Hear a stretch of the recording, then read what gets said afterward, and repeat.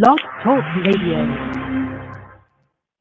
Shalom, shalom, Habarim, shalom, Aretov. Yes, good evening right here.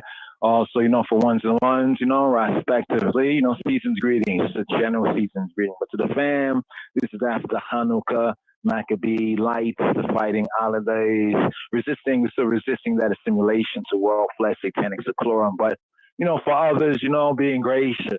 Holiday, greetings, season's greetings, just in general. Yes, but still in the Maccabee vibes right here, resisting that simulation, not living, seeking not to live in the image of the beast as we look to the east. Yes.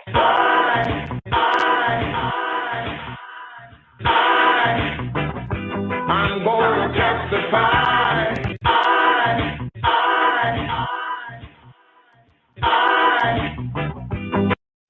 Psalm 82. מזמור פבט, מזמור לאסף,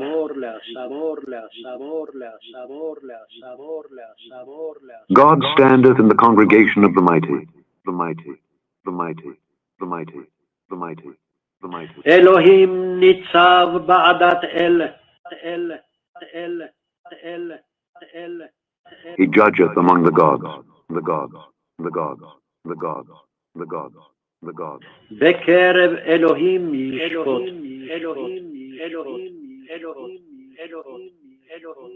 How long will ye judge unjustly and accept the persons of the wicked?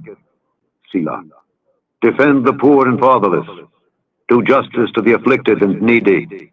Deliver the poor and needy. Rid them out of the hand of the wicked. They know not, neither will they understand. They walk on in darkness. All the foundations of the earth are out of course. I have said, ye are gods, and all of you are children of the Most High. But ye shall die like men, and fall like one of the princes. Arise, O God, judge the earth, for thou shalt inherit all nations, inherit all nations, inherit all nations. Yes, the evening psalm, Psalm 82, the evening psalm, here for the third day of the Shavuot, third day of the week. I'd like to share this as a little rhema right now, too, from Sister Sojourner. Understand this psalm, even though she did that for Psalm 37 on the rhythm, Psalm 37 version. It makes a lot of sense right here. Hopefully you can receive the sense right here. Sister Sojourner, understand this psalm, even the evening psalm right here, Psalm 82. Rise up the chant.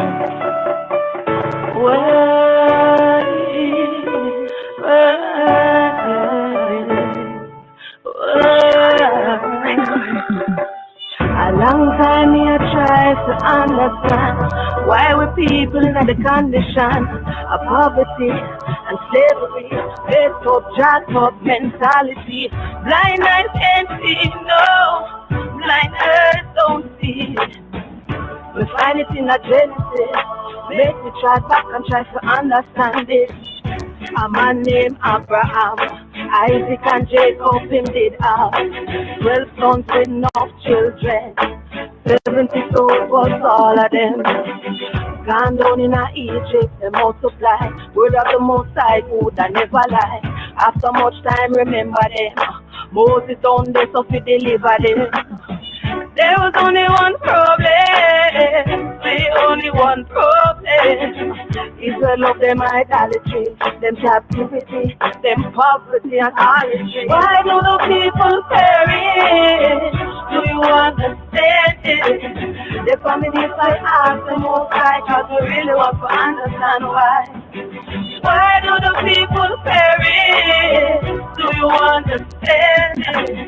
Go on your knees and ask the Most High if you really want to understand why. When them walk out, them was ungrateful. When them walk out, them was unfaithful. Made a covenant, them never really keep it. Said the words, but them never really mean it. Mount Zion, I was not a secret. 10 words, glory with it, see it.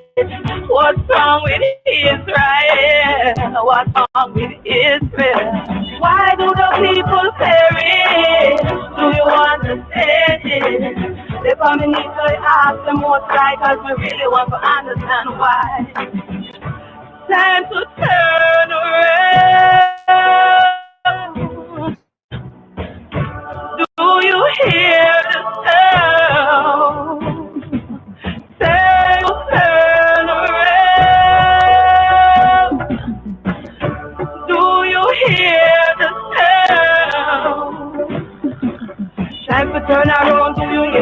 get, don't bend, don't lay, don't sit on the ground.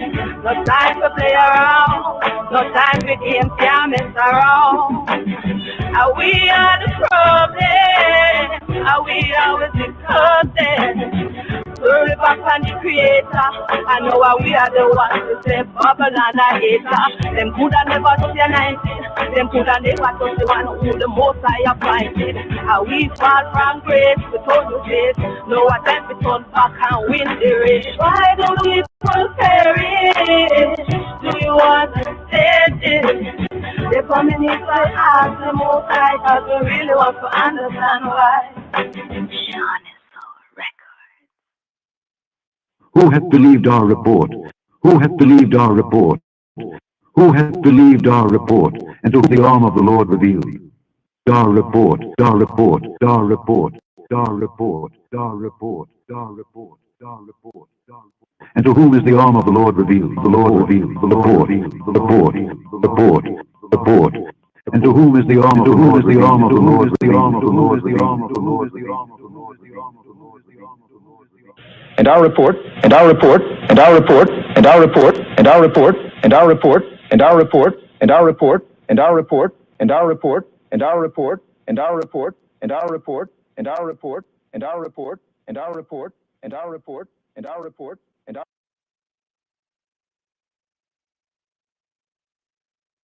Yes. So here. So with the holiday season, with the Maccabee fighting holidays, getting that light, downloading that light, relighting the light, relivicating the temple, keeping the Ira, the Holy Spirit, in I temple. Know ye not that your bodies are the temple. So in applying the principles of the Maccabee fighting holidays, hopefully we're resisting, even though we're in the world, not being of the world, the assimilation with the world, flesh, satanic seclorum, especially in seasons like these, they say at this time of the year, there's something known as SAD, seasonal affective disorder, but also with all of the spiritual propaganda that's going all around. It's really hard to resist, but resistance, is not futile. Just to point that out. Don't get caught up in the Caesar Borgia's, the hive, mentality of the world, flesh, and satanic seclorum. Right here, I'd like to share a little tune right here from Maccabee. We had Christmas canceled. We had Rasta Soldier for the Maccabee fighting holidays. And here, Jesus Christ was black. Fact. Maccabee, come with that. Yes, sir. Maccabee, right here. When I said Jesus Christ was black, some people seem shocked. Then say Maccabee, oh, you could say that. Well, listen to the fact. What? Somebody tell me why them have to tell with lie, but the man they crucify, Jesus never had blue eye, boy. Somebody tell me why them have to tell with lie, but the man they crucify, Jesus never had blue eye, boy. Some would have said that me wrong, because in the time Jesus stepped on the land, nobody never said no photograph of the man. Oh, we know the man's description. Make me looking at the Bible for the information. And even in a bit them King James version, the color of the man it is still mentioned. The description of the man is in a revelation, seen in a vision by the man called John. Well, listen to me, oh, me say listen to me, man. Oh, it gets us described by the man called John. I be here like wool. Hear me no man, who have the woolly hair, a wee black man. And if you want more evidence, listen to this. Another thing about Jesus that John noticed, him have feet like brass burning a furnace. Sure, a black man this time, me say why them have to tell with lie, but the man they crucify, Jesus never had blue eye, boy. I mean not take back shots. You ask people if Jesus was black, them not like that, they question, them run from that. Then we tell you say it don't really matter. Then we even tell you say it never have no color. Them must think say Rasta no have intellect, cause I've never seen a man without no color yet. Me not upset that, I me not take back no chat. And in the air, say Jesus black. No blue eye, Jesus couldn't dip on me wall. A Emperor Selassie, I instant call. Fire for the Vatican and Pope Paul. Say Babylon Babylon must fall. Me say why them have to tell we lie. But the man them crucify. That was never and blue eye boy. And when me say it not nice, Michelangelo, what you did wasn't right. The Jesus where you paint look like he just had a price. You take the black Jesus and you paint it white. You paint a picture of yourself instead of a picture of Christ. What is then in the darkness revealing the light? I and I overstanding with a different eyes. A long time the Roman them a give we a fight. And that no right, no make them fool ya. Just him coming at the line of Judah. Him line of Selassie from Ethiopia. Look the seven seal and return to conquer. That I'm a black Messiah, me say why them have to tell we lie, but the man they crucify, Jesus never asked why, somebody tell me why them have to tell we lie, but the man they crucify, Jesus never asked why, Jesus Christ was black. Maccabee not take back no chat. Rastafari.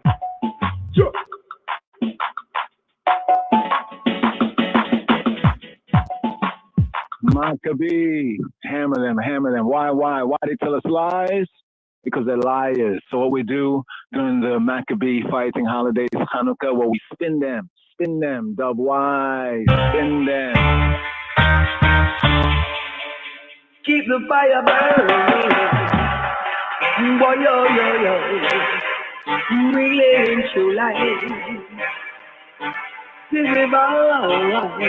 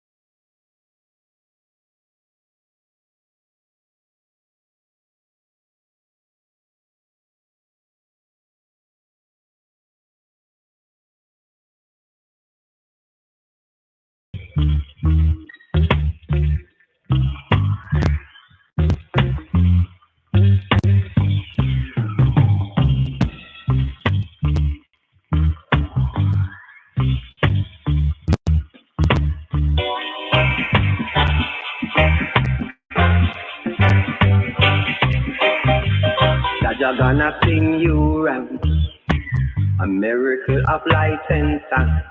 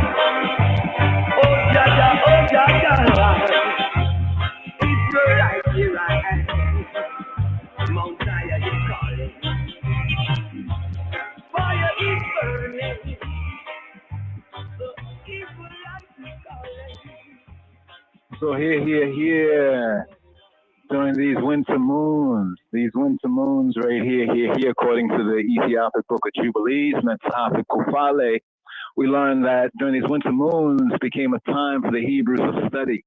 You know, here we're out of season. When we say out of season, the first season is from the April-May time, the Nisan, aka Abib time, the springtime, where we have the 7 months, the 7 moons, and in those 7 months, 7 moons, we have the Mo'edeh Yahweh, the Mo'edim. The Mo'edim are the appointed times, the Mo'ed, like appointment, appointed place, space, you know, an appointment. Even the Ohel Mo'ed, which is often called the tent of meeting, translated as the tent of meeting. Ohel, tent, Mo'ed. Mo'ed is an appointment, right? What's interesting is that we had Psalm 74 in that verse where you talk about they have burned up the synagogues, right, of Eloheinu in the land. It uses the word Mo'ed, as in Mo'edim, the appointment. So we have an appointment right here. We're in the 11th sabbatical study for this Shabbat strong right here, known as Vayigash, Wayigash. Now, there's a few highlights, updates we'd like to share right here to catch up with this Torah reading and feeding. But first, for continuity purposes, we have some studies, you know, some basic discussion, reasoning points from the previous sabbatical studies here in the season, as well as some Q&As, you know, and also the Meek Eights. Now, the Meek Eights, which is the previous 10th, they corresponded right at the time of the Maccabee fighting holidays known as Hanukkah. Now, we went into the Hebrew etymology of Hanukkah, linked it to Hanok, aka Hanok or Enoch, as a twofold basic meaning application, the Hebrew two truths, in one aspect of, quote, dedication, or like initiation, or some might say inauguration, as we have in number 7 with the 12 princes of the 12 tribes of Israel bringing forth their gifts and their offerings for the initiation of the public altar, known as the Mizbeach in the tabernacle. So that's the first Hanukkah, or the Hanukkat of the altar. Also in the Psalms, we have the dedication of the house of David, right? The Hanukkat, the Habayit, you know, of the house of David, the livocation. The secondary meaning of Hanukkah, right, or the Hanak root, is to education, as the teaching of the King Messiah, the King of Kings upon the throne of great King David, the King of Israel, the King of Kings of Ethiopia. You know, education is the key. So here, let's pick up. So we have the Vayishlach, which was the 9th, right? Vayishlach, right, was the 9th, let's see, 9th, 10th, right? Vayisheb, or actually the 8th, we had the discussion topics from the 8th. So we're going to cover the 8th, 9th, 10th, hopefully some tonight right here on the podcast, and also maybe on the Wednesday service. Jah Will and I live on the Wednesday service, so we can catch up right here in our studies, especially seeing that the winter moons, right, were the times of study. Also, during that time, Abraham, you got to be instructed by the Malach Panayo, according to the angel of the presence, according to the Ethiopic Book of Jubilees, right? And we find also the heavenly, studying the heavens. So the study of the Hebrew language, the studies, right, as well as the astrotheology. And it's interesting because within the narrative HaTorah, especially with Yosef and his dreams and his vision, right, it points to the as above, so below. So here, picking up the 8th right here. Let's just check the numbering. We have Vayishlach, and he sent. Vayisheb, and he settled, and he dwelt. We have the Meek Eighth at the end, and we have Vayigash, and he drew near. All right, so we have 3 previous portions of 3 previous to catch up on. So here for the Vayishlach, or Vayishlach, and Yishlach, and he sent. Come, make a reason. So here, connected with Vayishlach, Vayishlach. The 8th, right, 9th, 10th, and here we're at the 11th. So we have just a discussion, the reasoning topics. Topic 1, from Vayishlach, Vayishlach. Yaakov, Jacob. And Jacob prepared, and he sent.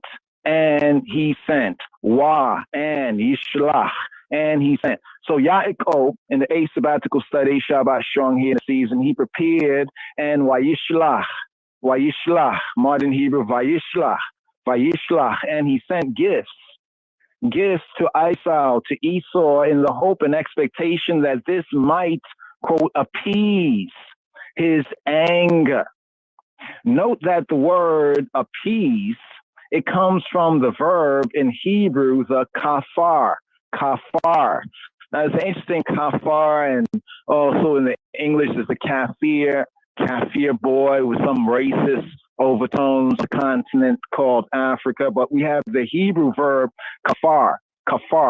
From that, the Hebrew word comes the English translation of atonement. Atonement is derived.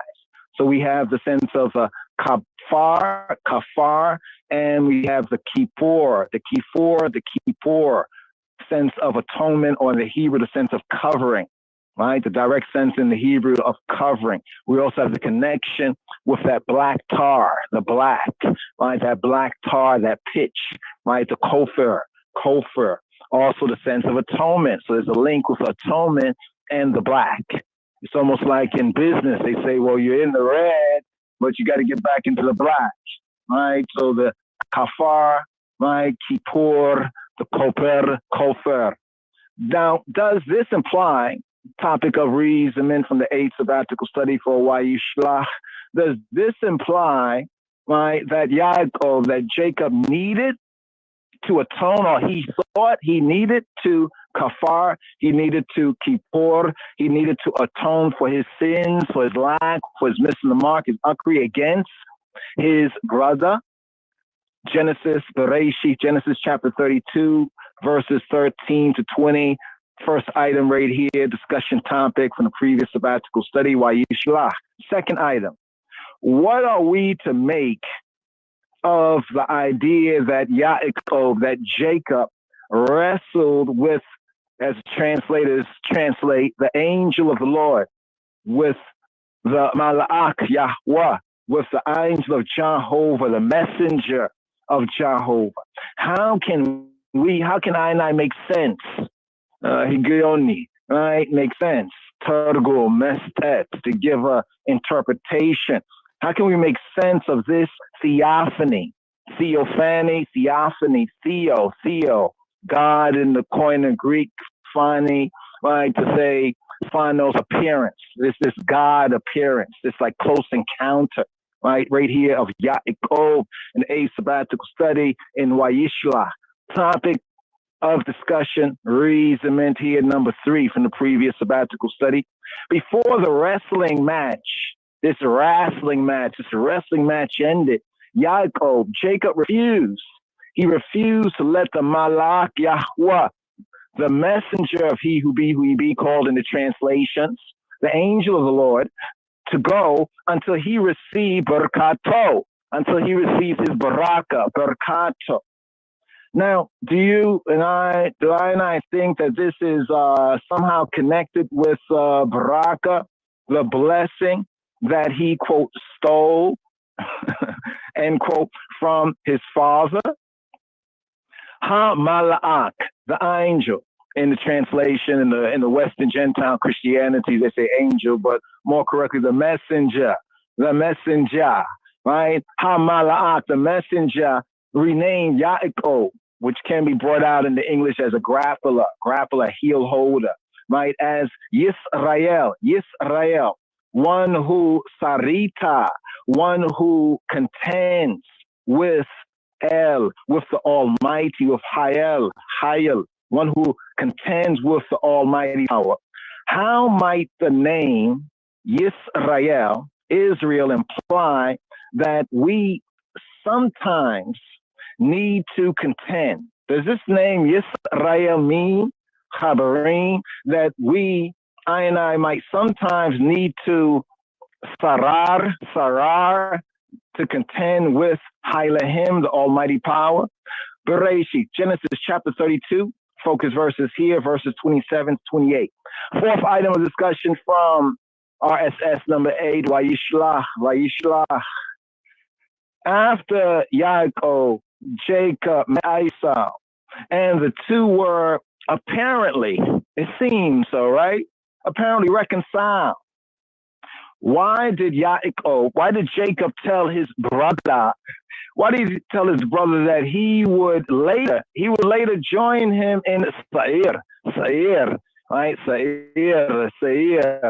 Right? Seir is interesting too because it can mean both hairy, Seir, and it can mean also goat, in Mount Seir, in the hairy mountain or the goat mountain, right? Why did he tell his brother? Because first he was supposed to trod. It seemed like he was trying, and he said, hold up for a moment. I'll catch up with you, right? When Jacob he went and settled near Shechem in Genesis chapter 33, verses 1 to 17. Was Jacob being dishonest? If so, were the brothers truly and duly, were they truly reconciled? Topic of discussion right here, number 5 from Shabbat, Vayishlach. Jacob's daughter Dinah. Dinah was raped by one named Hamor in the Hebrew, Hamor. Now, Hamor in the Hebrew, did you know? It means donkey, Hamor, right? Dinah, almost like vindicated, like judged, vindicated, or like avenged. You can even have the sense of that, the name. So from to judge, Dan, but it more has a sense like Yadon, to contend on another level, but it also has a sense of to carry out the execution of the shofet, right, of the judge, right, of the mishpat, to carry out the judgment. But Dinah was raped by Hamor, by donkey. Dinah was raped by the donkey. Hamor means donkey in Hebrew. The prince of the city of Shechem. Now, Shechem, right? Shechem, the father, interesting in the Hebrew, Shechem can mean like the neck or like the shoulder, but the implication, even in the royal Amharic, is burden. Doesn't a donkey carry a burden? But in this case here, in the narrative here, it's like the burden is carrying the donkey because the father, Shechem, he was going to, try to reason with the patriarch Jacob, for his son to marry the Hebrew daughter that he had raped. But when Jacob learned of all of this, why did he remain silent? Dumma. He remained silent according to Bereshit, Genesis chapter 34, verse 5. And was the extreme, some say, what you think, Chabarim? Was the extreme retaliation against the entire city of Shechem by Shimon and Levi, by Simeon and Levi justified? Why, one may ask, Lama, why should an entire community be faulted or defaulted for the sins, the uckeries of one or a few of its members? Now, what's interesting about the whole Dinah connection, we didn't get into it in full detail on any of the podcasts, but go look up, if you will, brothers and sisters, a Wikipedia page on Dinah. Look up Dinah Wikipedia. Wikipedia Dinah. Put that in your search. There's a page that will come up. On that page, just read through it. It's interesting because the Black American woman, right? The Black woman in America, particularly, is noted, it's recorded in the record, right? During the times of the plantation and slavery times of the Beta Israel, was referred to, especially during the Civil War, leading up to the Civil War time, as Dinah, as Dinah. It was some of the ones will say, "We're coming to rescue you, Dinah." Right? So the Black woman in white supremacist so-called slavery, right, was viewed as being a Dinah. Isn't that interesting? isn't it interesting that on the record, if we look around from east to west, north to south, in this present so-called reality, who, right, is any woman referred to as Dina, the black woman, especially in the Americas, right, and also that connects to the Caribbean, right, in this captivity was referred to as a Dina, as a Dinah. That page there, the Wikipedia page, go get a read of that, and it points to all the evidence where clearly the black woman, right, the Beta Israel woman, our own Israelite woman, mothers, daughters, and wives over this past 400 years was referred to as a Dina. It's quite correct. Same thing that Hamor did to Dina, did the white Anglo-Saxon Protestant Hamor do to our woman. The problem is, where was Shimeon and Lewi? Where is Simeon and Levi among I and I? Next topic of discussion, sixth topic of discussion from RSS number 8, Vayishla, on his deathbed. On his deathbed, Yaakov, Jacob expressed horror. Now, this is many years later, but he must have still thought about it. All things being what they were, this definitely was still very much on Jacob's mind, on his deathbed. He expressed horror, right, over the violence of Shimon and Lewi regarding the killing of the inhabitants of that town called Shechem.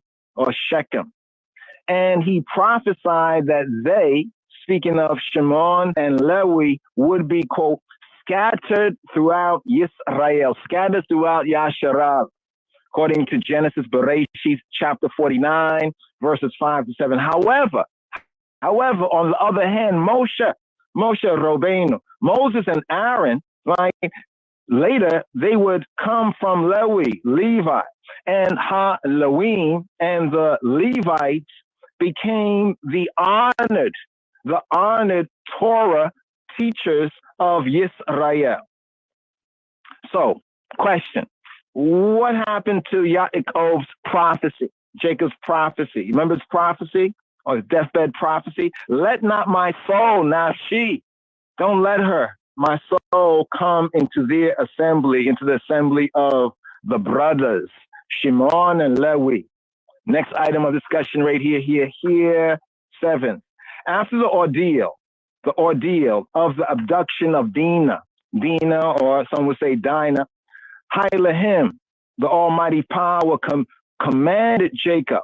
Jacob had to be commanded to leave Shechem and to return to Beit El, to the house of El, to the house of God, the house of the Almighty Power. To do what?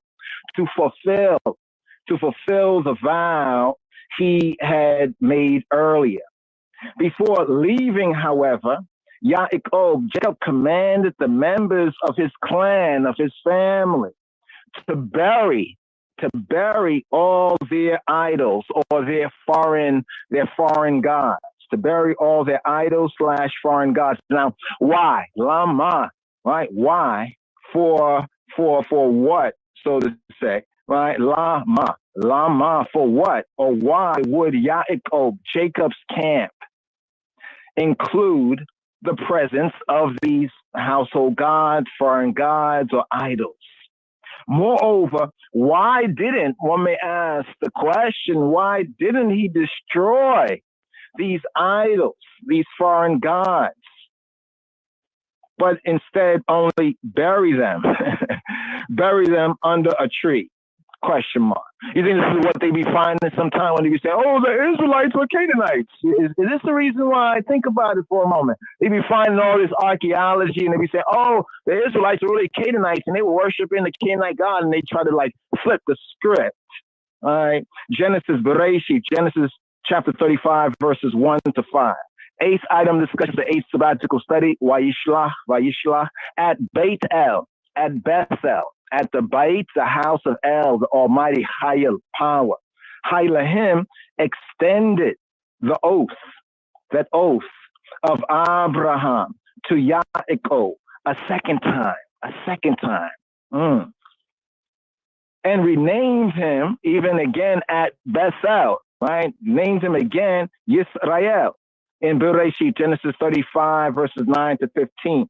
Now, what connection is there between this event at Bethel and the Mala'ak Yahweh, the angel, the messenger of Jehovah, renaming Yaakov found earlier in Bereshit, in Genesis chapter 32, verses 27 to 28?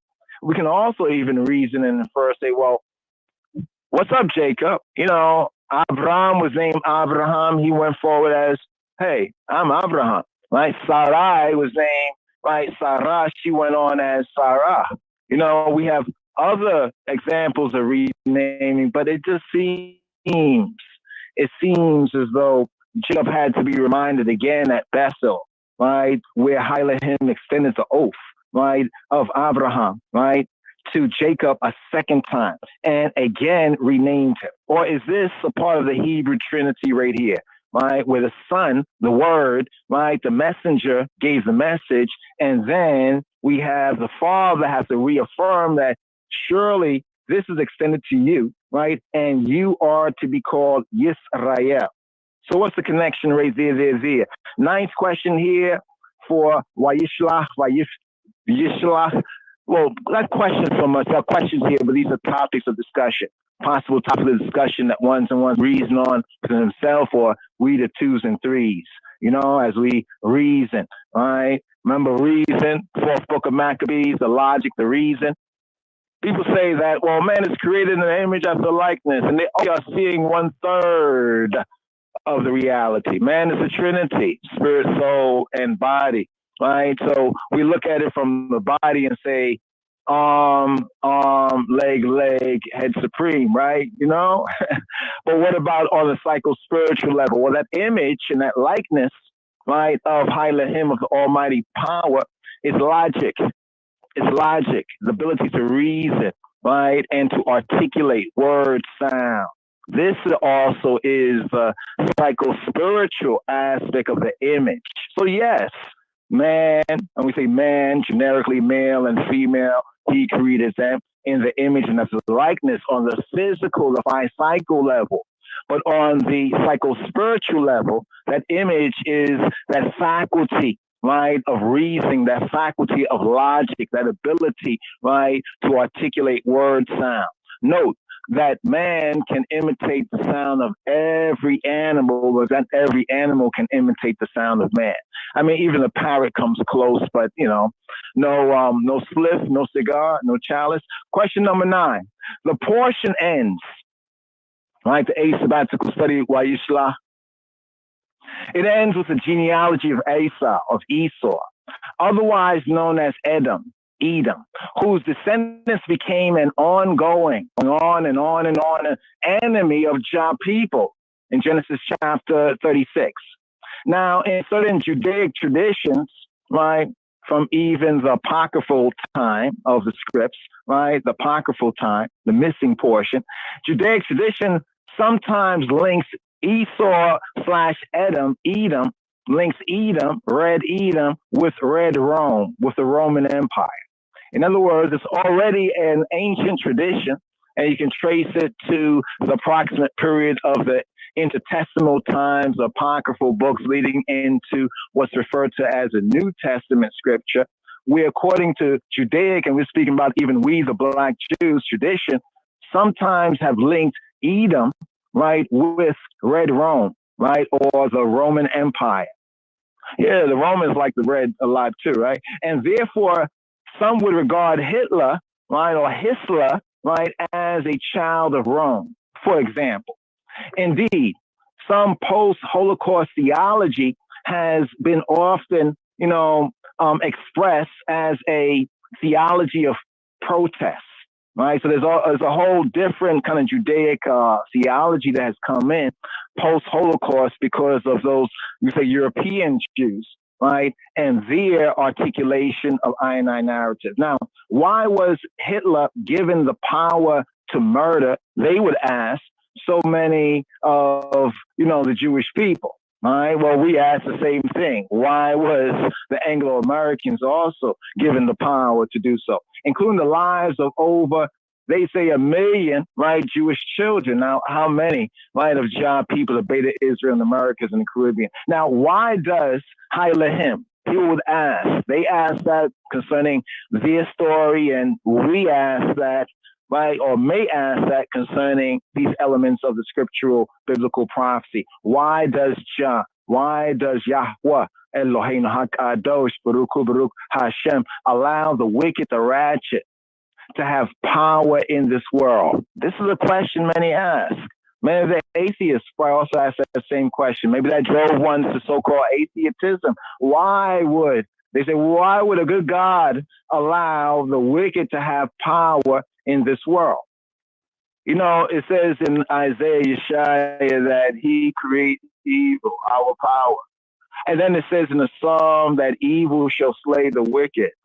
But you would ask, why does he allow the wicked to have power in this world, especially when we are taught to pray, thy will be done on earth as in heaven? A topic of discussion, reasonment. Come, make we reason. You see, unlike some of the latter-day so-called Christians, right, that have remixed Judaic, they remix a Judaic tradition, a Judaic revelation right there. You know, anyway, we'll pick up on that one right there. You know, that's a topic of discussion for reasonment. Not saying there's a right necessarily or wrong answer, you know, to it, but it allows us, you know, to look at the scriptures, you know, in a new and a living, you know, way, right? And to not like the Christians where you can't ask them questions in church. You could ask questions in school, right? They say, make sure you put up your hand to answer the question, to ask questions. But, you know, we are taught to do so. You know what I mean? To do so, to become firm in the word, the living word. Topic of discussion number 10 right here for Shabbat Vayishlach, for continuity right here purposes. In this Torah portion, right, Jacob finally arrives home to see his father. But HaTorah, the Torah, is silent about their reunion. All right. Shortly afterward, Yitzhak died. So the question here for the reason is, why do you think might have been said between the two mandem, between the father and son? Well, the Metaphe Kufale, Little Genesis, the Ethiopic book of, you know, of the divisions, the Kufale, the portions, partial, like with Torah portions in right season and times, it brings that out. It brings out a little additional Hebraic Judaic insights into what father and son, you know, Jacob, Yaakov, and his father Yitzhak, what they said, what they reasoned upon. Compare with Genesis chapter 35, verses 27 to 29. 11th and final question right here, topic of discussion, reasonment.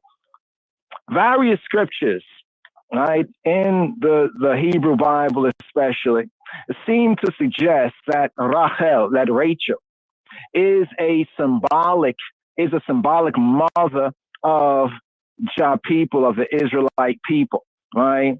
Apart from the story of her death during the birth of Benjamin, however, there is no event mentioned in HaTorah that refers to her, quote, weeping for her children, end quote. There's not one event.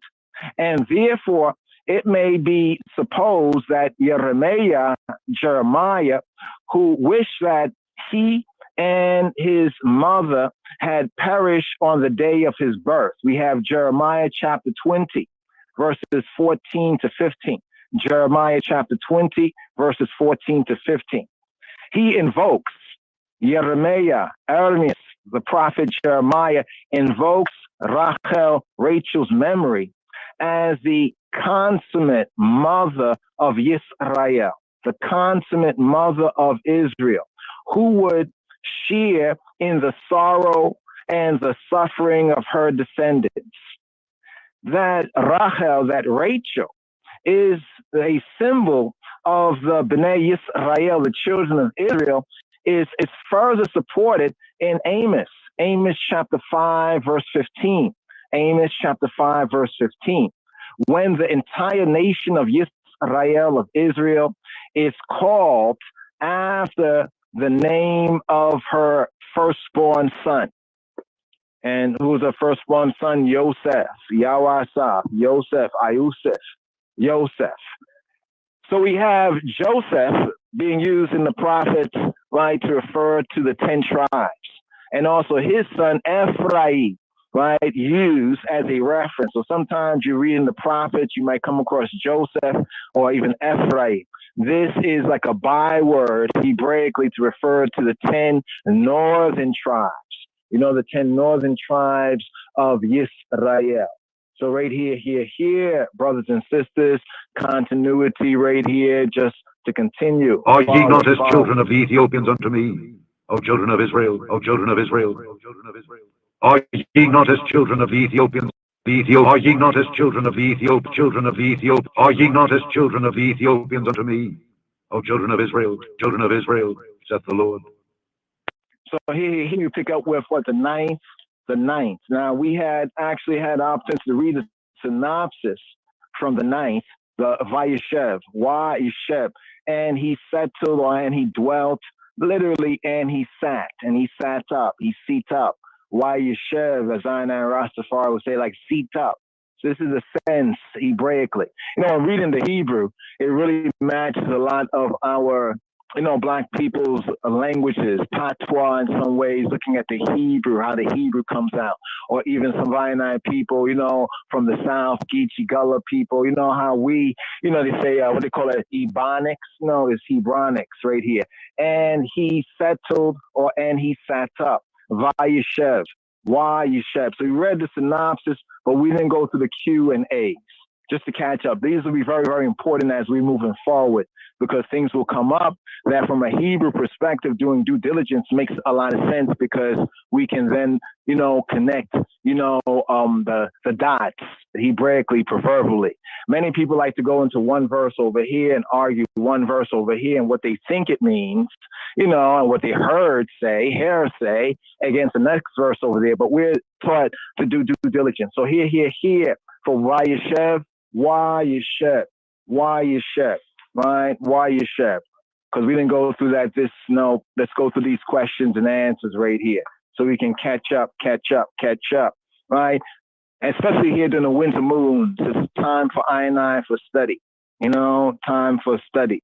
Here, question 1. What does, after a long night, right? What does Vayeshev, the Hebrew Vayeshev, what does it mean, Habarim? Genesis, Bereshit, chapter 37, verse 1. The word Vayeshev means, and he settled, and he was seated up, he settled. From the verb Yasheb, right? Yashab. From the verb Yashab. In the first sense, Yashab, to dwell, to seat up. But it can also have the sense of to be like enthroned. There's that psalm that says, you know, the shepherd of Joseph, right, that is seated, that's enthroned between the two cherubim, between the two kepraim. Question 2, right, for RSS number 9, catch up here, continuity, Vayeshev. Why did Yaakov dwell in Hebron in Canaan? Now, earlier, we read that Jacob went to Hebron, and Esau went to the land of Seir, the Mount Seir, right? In Genesis chapter 35, verse 27. Now here, HaTorah repeats that Jacob settled in the land of Canaan where his father lived, speaking of Hebron, right? To allude to the fact that Yitzhak, Isaac protected Yaakov and his family from Esau. Once again, have to put into the exhibits the Ethiopic Book of Jubilees, aka Little Genesis, the Metapher Kufale. One of the better study translations of it we have, and we also have the Ge'ez for those, you know, adventurous Habarim that would like to compare the translator's translation. R.H. Charles, we have it available. Check out the LOJS.org bookstore right there. Also, soft copies for study is available for free. Question number 3. What do the sages say about Jacob's desire to, quote, settle in the land?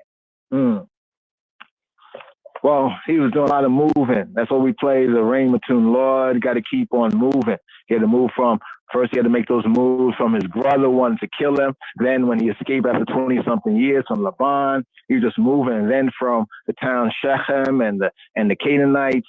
Question 3. They say that, the sages say that Jacob encountered great testing because he was willing to settle. So they reason that his great testings and the trials and tribulations is because he was willing to settle, right, in the land, right, rather than to see himself as a stranger, right, and a temporary visitor, as did Abraham and Yitzhak. Now we can learn something about this concerning sustainable repatriation. How the Torah teaches us, gives us examples, object lessons, case studies, right? Overstanding also the psychological, spiritual, and also the physical, financial. A lot of things are covered in Torah if we would study to show ourselves approved. Question 4 right here. Why does HaTorah, the Torah, say in Genesis chapter 7, around about verse 2, these are the generations of Yaakov, of Jacob. But then goes on to discuss Yosef. These are the generations of patriarch Jacob, but then goes on to discuss Yosef. Well, they say this alludes to the fact that Joseph was to be regarded as the firstborn, the Bechor, right, son of Yaakov, rather than Reuben. Also, this alludes to the fact that it was Yosef, Yahweh, who was responsible for the most important episode of Yaakov, of the patriarch Jacob's life, namely his immigration to Mitzrayim, to the Smai Tawi, to the Tameri, called by the Cometics Kemet, but you have to put it into its historical context. The older name of ancient Egypt was the Smai Tawi, the union of the two lands. Thus, the Hebraic focuses on the Mitzrayim. But even in the Yosef narrative concerning the famine in the land, it brings out the words the Adama. What's the Adama? Adam came from the Adama. Who was his mama? Well, the Adama is the reddish brown, the dark, rich, nutrient-rich soil ground that in the Kemetic sense is the Kemet. But they only started to use that roughly towards the 20th, 19th, and 20th dynasties, right, of ancient Egypt. The older term was Smai Tawi, the union of the two lands, also the Tameri. And this brings out perfectly Hebraically Mitzrayim, the two mitzvahs, upper and lower. Question number 5. What was Joseph's job? What was his job in the family? What was Joseph's job in the family business, right? Joseph's job in the family. Well, he was in charge of the sons of the two concubines, Bilhah and Zilpah, namely Dan, Naphtali, Gad, Asher. Question 6.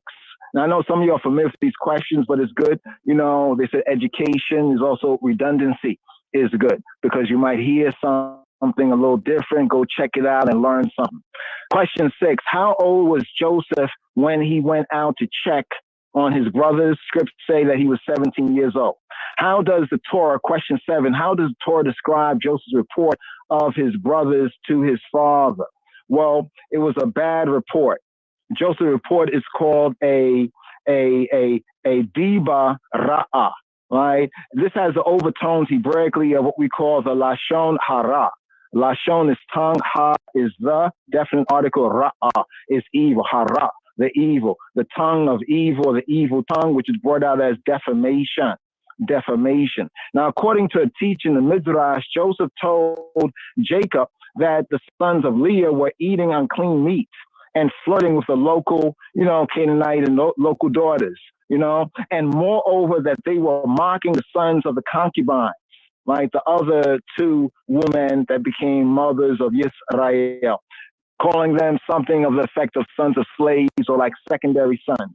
Even though Yaakov had given both women their, you could say, freeness from being the handmaids to the two sisters before it is said he married them. Question 8. Why did Jacob love Joseph more than his other sons? Well, scripture says, Ki ben Zikunim hu, because he was the son of his old age. Ki for ben, son, Zikunim, old, gray-haired, the sense. Old, Zikunim, elder, Zikunim, right? Who? He, right? He was the son of his old age, bringing out in translation. Jacob will also undoubtedly love Joseph because he was the Bechor. He was the Bechoru. He was the firstborn son of his beloved wife, Rachel. Joseph was also said to be highly intelligent and a Torah scholar. Remember, the Torah was also revealed by direct instructions of Yahweh to Abraham, who studied directly from his grandfather Yitzhak from the time he was a very young child. For this reason, Joseph is called my ben, son, Zikunim, my son, right, of like the elders. Zikunim could bring out the sense of elders, right? Ben Zikunim, or son of a Torah sage. Even though Benjamin was the youngest, his brother Benjamin was the youngest son. See, this connects with where we are at right here, even in the Torah narrative. Question 9. What special present did Yaakov give Joseph, and why? You should know this one. It was the Ketonet Pasim.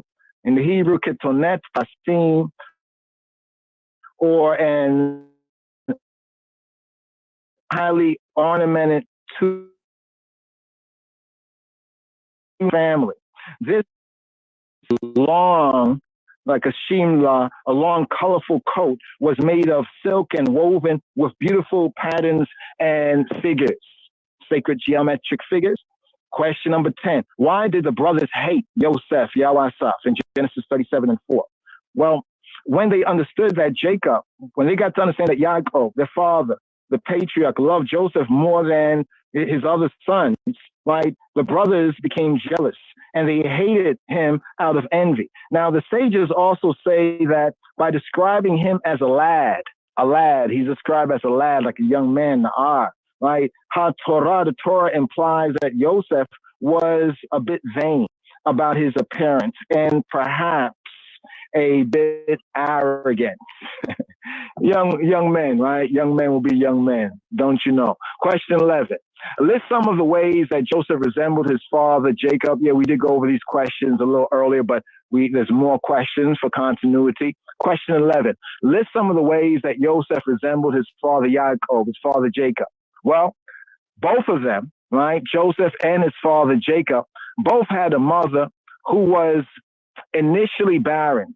And then the same mother had two sons, likeness. Both, right? Joseph and Yaakov, were considered the firstborn of their mothers. Yaakov, Jacob, was regarded as such by Rebecca from the very beginning. After that oracle of Yahweh of Jehovah was revealed concerning, the two manner of children she had in her matrix, in her womb. Now, the mothers, the matriarchs, right, of both had troubled travails, being with children, pregnancies, and childbirth. Both had brothers, right, who hated them and wanted to kill them. Both of them, Joseph and Jacob, right? Both lived in exile from their homeland. Both had a special love for Rachel, right, for Rachel, Jacob's chosen bride. For these reasons, Yaakov can be brought out from the Torah narrative. For these reasons, Jacob loved and identified with his son Joseph. See, this is what you bring out when we really study it. Not just like random verses, but we study the context of the scripts. Question 12. What was the dream Joseph shared with his brothers, and how did they react in Genesis 37:5-8? Well, the brothers, one of them was the brothers' bundles of wheat. bow down, worship, prostrated to his bundle of wheat. His brothers prophetically interpreted the dream, right? The Shalom, that Yosef would reign or somehow rule over them. And they hated him even more and more for his dream, for Chalomo, for his dream. Now, note that the Midrash, the study, right, says that Joseph interpreted the dream to mean that the time would come when the brothers would have to come to him for food. So there was two different, interpretations of it. It made two different senses, right? To the brothers, like, oh, we're going to have to worship you for real now, Joe, and Joseph was looking at, no, you're going to come and bow and get food from me, right? Even though they were the ones that was, working, that part of the business then. Now, note also that the Hebrew word hine, which means like behold, or in a Hebrew sense, like, look, see, here it is. Like, look, see, here it is, hine, behold. But behold, not just in the sense of physically see, but like, this is it. Here it is, right? Hine, right? Behold, in that particular sense, is mentioned 3 times in Genesis chapter 37, verse 7. In that one verse, Genesis chapter 37, verse 7, the Hebrew word hine, behold, is mentioned 3 times. What does this allude to? This alludes to the 3 times, Hashalush, HaKadosh, Hebrew Trinity, 3 times when the brothers would later come to Mitzrayim, to the Smai Tawi, to Tamari, to Mitzrayim, to Mitzrayim, and stand before Yosef, who they didn't even know that it was Yosef. They said, Ha'ish, they called him the man, right? He is Ha'adon. He is the Adon, the Aton. He is the Aten, the Aton of the land. Question 14. Right, well, question 13, Slika. Question 13. How many dreams did Joseph share with his brothers? Genesis 37 and 8. Well, we can't really be too sure, though the text says that they hated him all the more for his dreams. So it mentions his dreams in the plural, right? This implies that before Joseph shared the dream about the sheaves,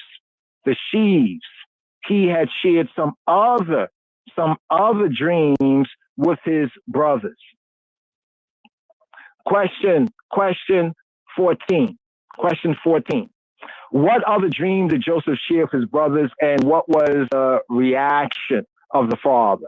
According to Genesis chapter 37, verses 9 to 11, well, the son, Hashemesh, referring to Yaakov, Jacob, the son, Hashemesh, the moon, right, Hayareach, the Yareach, right, some say referring to Rachel, right, your mother, or Bilhah, right, or even Leah, who was alive in this scene right there, who raised Bilhah, who raised Joseph as her own son after the death of Rachel, right?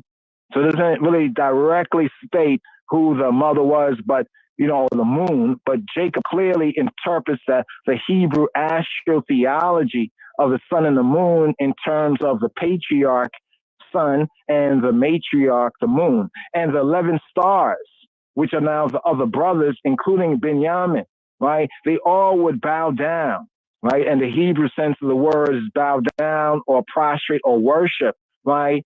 To him or before him. Yaakov, Jacob then scolded Joseph for sharing the dream, though he prophetically interpreted his son's coming rule in Mitzrayim, or some coming rule, and that coming rule that would be in Ra'im, in the Smai Tawi, Tameri. The brothers, on the other hand, they were made even more furious and even more jealous. Question number 15. Were the brothers justified in hating on Joseph? Now, this is a discussion, a reasoning question right here. All right, come make a reason. What do you think? Were the brothers justified? Come on, we can reason. Let's reason. See, it's not like in counterfeit Christianity where you can't reason. Like, well, some might say yes. Said, well, get a reason, man. It's all about the reason. Were the brothers justified in hating Joseph? Reasoning question, discussion topic. Question 16. What does it mean Chabarim, that his father, quote, kept the matter in hand in Genesis 37:11. The father, his father, right, Yaakov, Jacob, kept the matter in hand. Now, when we look at the Hebrew text, right, it says, Aviva Shamar et ha davar, right, in the Hebrew. Abiv, or ancient pointing, Abio Shamar et ha dabar. Now, this can mean, one, that Jacob believed that Joseph's dreams would come true, or that secondarily, Elohim, right, Elohim Ha'av, God the Father, guarded the promise, the yea and amen revealed in the dream to his son. But in the Hebrew here, it says, Abio, or Aviv, his father, right? Abio, his father, Shamar. He guarded, he protected, hedged about. Et ha-dabar. He guarded, protected, or kept. Some translation bring out kept, but the direct Shamar sense, which often is like keep, to protect, has a sense of like hedging about. Hedge about a garden with thorns, in a sense. Or so his father Bio Shamar et ha-dabar, that he kept or guarded. He guarded the word ha-dabar, ha-davar. Question 17. Why does Ha-Torah say that the brothers were jealous of Joseph? Genesis 37:11. Why does it say it? Well, the brothers realized that the dreams were prophetic and that divine providence, Yahweh Yireh, Jehovah Jireh, was at work. The brothers also understood that Yaakov, he believed, he amained the Chilom, the dream, that Joseph would, quote, rule over his brothers. Even if there was some question as to whether Yaakov, amained, right, admitted, credited that Joseph would rule over him, right? And this caused them to be even more and more jealous. Question 18. Where was Shechem located? Genesis 37:12. Well, Shechem is said to be located about 35 miles north of Jerusalem. And it first appears in Genesis chapter 12, verses 6 to 8, regarding the, quote, great tree, the great tree of Moreh, right? And Abraham's altar to Yahweh, to Adonai there. Later, the sons of Jacob avenged their sister's rape by annihilating the inhabitants of this region, Shechem. And still later, Joseph was kidnapped and sold near there. Now, in Joshua chapter 24, verse 32, identifies the general area of Shechem as the resting place of Joseph after the Yetziat Mitzrayim, after the Exodus, right, from Egypt. Question 19. What were Joseph's brothers doing in Shechem? Well, it says that they went to tend their father's sheep. Now, note that the Hebrew text is somewhat unusual. It's somewhat unusual here. Here we have Vayelchu Hav Lirot et Son, right? Now, this is, let's say Wayelku, and went they going, Echayo, ancient pointing, modern Hebrew, Echav, ancient pointing, Echayo, right? His brothers, they went, Lirot, right? Not to see, but to feed, right? Son, to feed sheep, right? Now, the mark, the et in the Hebrew, the et, the aleph tav, is written with dots over it in the Torah scrolls to indicate a contrary. Now, the sages, they say that the brothers' primary purpose for going to Shechem was to plot on what to do with Joseph. And a reasoning from that, which probably is true in the pointing to those dots over the et, is that, well, why would they go all the way over there to do that? They kind of went to out of the way place, in a place that's associated with some with some really wild stuff. You know what I mean? Right there, the rape of their sister Dinah, the annihilation, right, of those Shechemites there.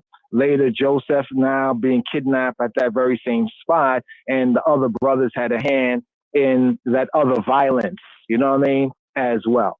And here they did violence to their own brother. Question 20. What was unusual about Jacob's mission to send Joseph to his brothers?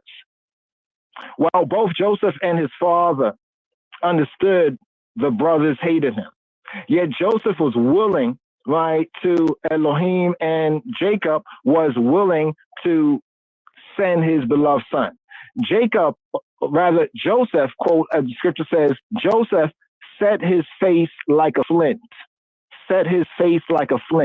and went to seek his brothers despite the risk. When you look at the Hebrew, he set his face like a flint, right? And he went to seek his brothers despite the risk. Now, if Jacob had merely wanted to see how his sons were doing, Jacob could have sent any number of servants to make the inquiry, but he willingly sent his son, even his beloved son, into a space of danger. Question 21. From where, that's to say, like what makom, what spot, what place did Jacob send his beloved son? According to Genesis 37:14. Hebron. Since Hebron is located on the top of a mountain, right? The quote depth of Hebron may be translated as the depths of fellowship. So the word Hebron, and it links to what we say Chabrim.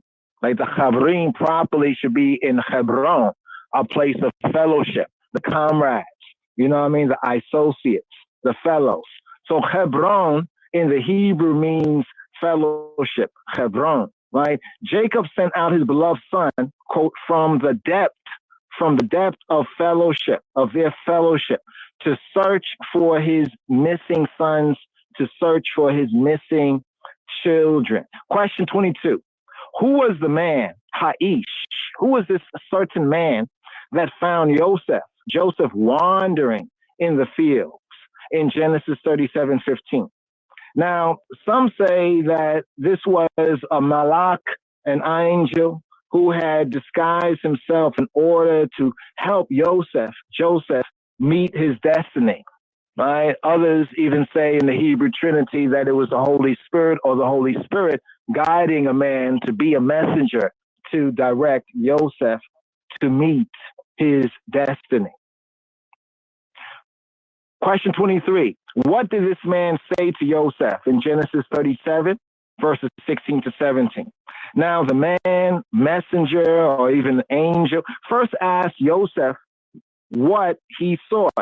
And Joseph realized he was seeking the love of his brothers.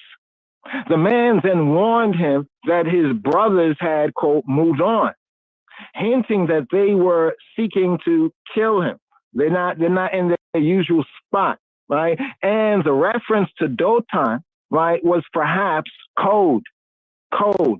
He referred to the place called Dotan, right? A code that they were seeking a religious justification. See where it said Dotan? We have Da'at, like Da'ati in Hebrew, or like the more religious Yehudi or Jews, or Da'ati. Chaloni are the secular Jews or Israelites, Da'at. So we have Dotan, right? Meaning from the Hebrew that they were seeking a religious justification for doing so. Now note that, right, the dedication of Joseph here, note his dedication, as he chose to keep looking for his brothers despite, quote, blundering about, wandering about in the fields, losing his way, right? Question 25, right? Question 24. When the brothers saw Joseph, what did they do? Genesis 37:18. They immediately, according to the text and the tenor of the Hebrew and the scriptures, they immediately conspired to kill him, right? Basically to murder him, right? To murder him, because kill is different than murder. So from the context of the text, to murder him, right? The Midrash says that the brothers first set the sheepdogs on Joseph because one who slanders another should be thrown to the dogs. You know, these ancient sayings, throw them to the dogs. So some say that the brothers no doubt set the sheepdogs on Joseph, but they conspired. When they first saw him, they conspired to murder him. Question 25, who is the one that said, here comes the master of dreams? And from the Hebrew sense, the master or the owner of dreams. And what was their plan for Joseph? Genesis 37:19 to 20. Now, traditional Hebraic and Judaic reasoning says that it was Simeon and Levi, who said this to one another. Now, the Hebrew says one man said to the other. In other words, in the Hebrew, one man said to the other, here comes the dreamer, or the Hebrew, here comes the Baal, the owner, the master of dreams. The brothers actually said, here comes the master Baal of dreams. Let's kill him and throw him into one of the pits. Then we will say that a fierce animal, a wild animal has devoured him, and we will see what will become of his dreams. Well, it is said that the Ruach HaKadosh, the Holy Spirit, the Spirit of truth, said, yes, make I and I see whose word will prove true, yours or mine. It's kind of interesting when we zoom ahead. When they came there, Joseph recognized his brothers didn't recognize him, and he's talking about like, y'all are spies, you know, and they're like, no, we are true men, right? But then their conscience would start to get them. That conscience, you know, guiltiness rested on their conscience. Question 26, right? Question 26. Who saved Joseph's life by saying he be thrown into the pit alive? In Genesis 37:21 to 22. Well, it was Reuben. Reuben heard the plot to kill or murder Joseph and argued against the idea. He said, let's not strike down our soul. See, in the Hebrew, he said, let's not strike down soul literally, but the implication is, let's not strike down our soul. Lo nakeno, not us to hit nafesh, soul. Don't let us hit soul. Don't let us strike down our own soul, by which he meant the brothers should not harm themselves by murdering their brother. Now, they had a special plan, right, for his life. Even if, right, let's see right here, the special plan for his life. Well, hold on for a moment. Okay, the Midrash, the study says that Reuben, and we're going to touch on the testament of the 12 patriarchs. Note that as well. Lost books of the Bible, forgotten books of Eden. In this season, these are some good cross references, even by reading Lost books of the Bible, the testament of 12 patriarchs. You know, while not even if ones don't have a strong in the Hebrew, there's some things in the Hebrew that really start to connect, and even with some of the other scriptures that they removed out of the scriptures, right? So the Midrash says that Reuben said, if his dreams are true, Joseph should not be harmed, since Elohim obviously loves him and has a special plan for his life. But even if his dreams are untrue, he should still not be harmed, because it is both impious and would devastate our father. Therefore, Reuben came up with the alternative plan of throwing him into a pit, though he intended to return later to pull him up and return Joseph to his father and to their father. All right. So that right there, question 27. When Joseph came before his brothers, what did they do? Genesis 37, verses 23 to 24. Well, you know, I don't think they even exchanged salutations. They stripped him. They stripped him of his colorful tunic, right? Ketonet pasim, and threw him into a waterless pit.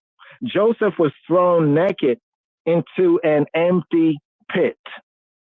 Question 28. Why does the Torah say that the pit was empty? And then it emphasizes that there was no water in it in Genesis 37, verse 24. Well, there's a redundancy, a repetition here, right?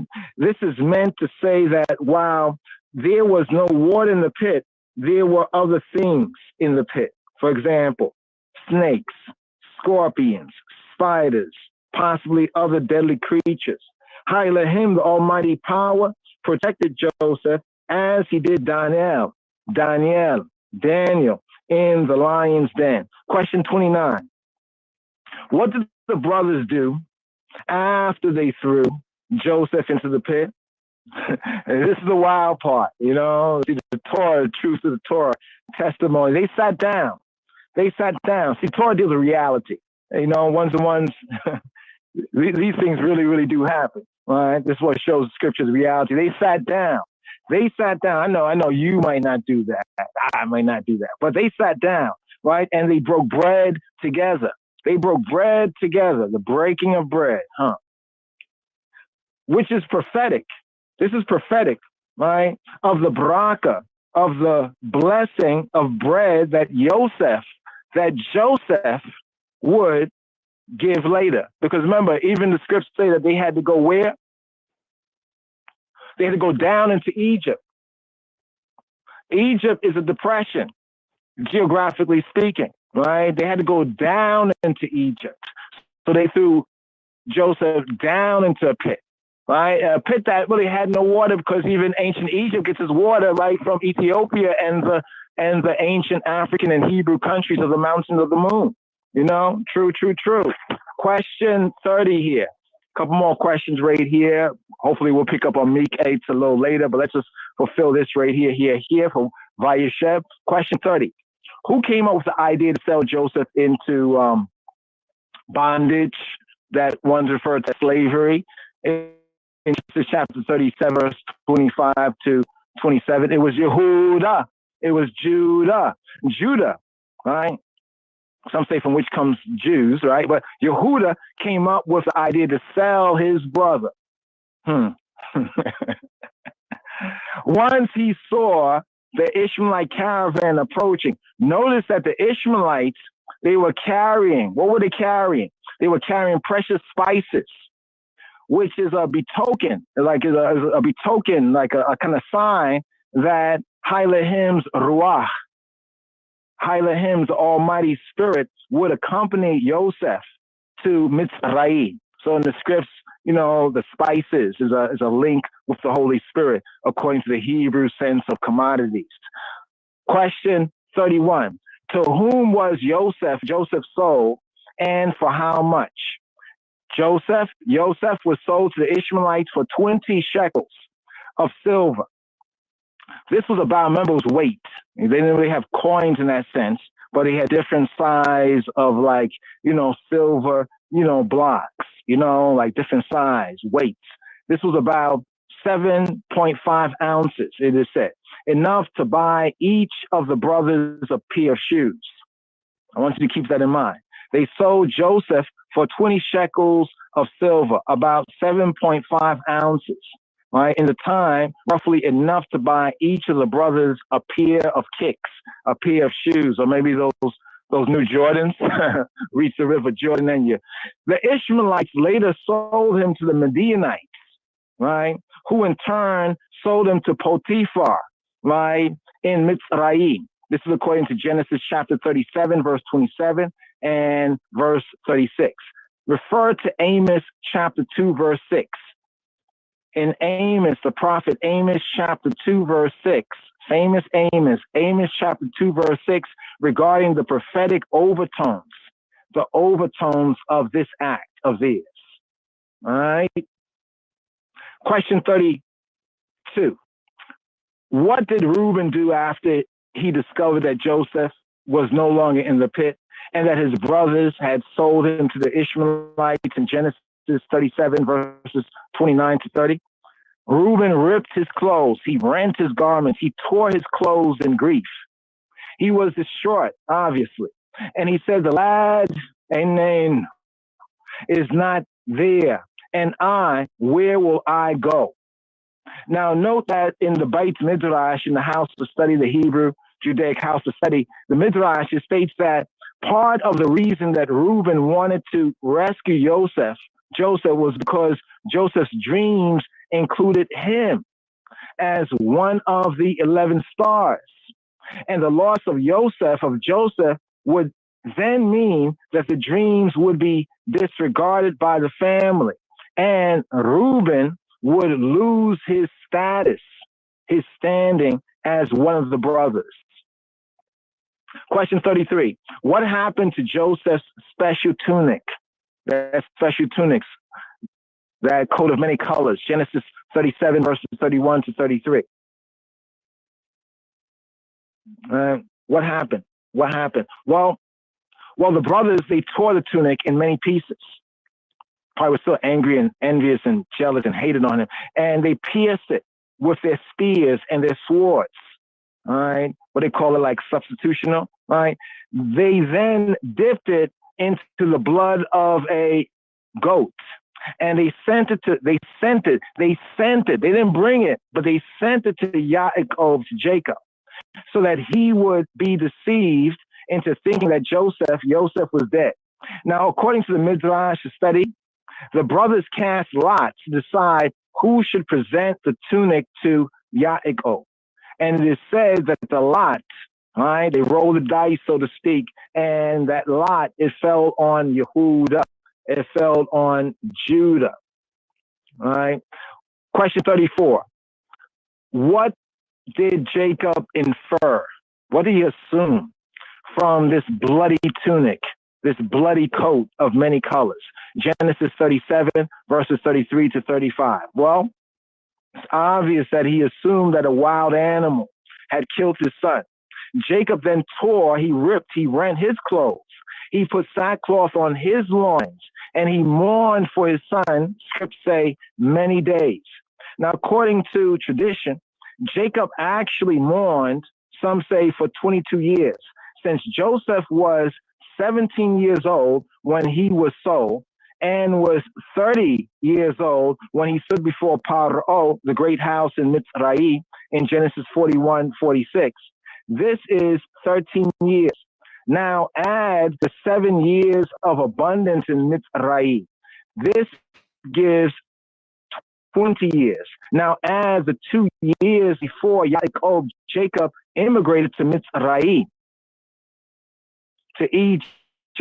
Some of the sages say that these 22 years atone for Yaakov's neglect of his parents while he was off with Laban.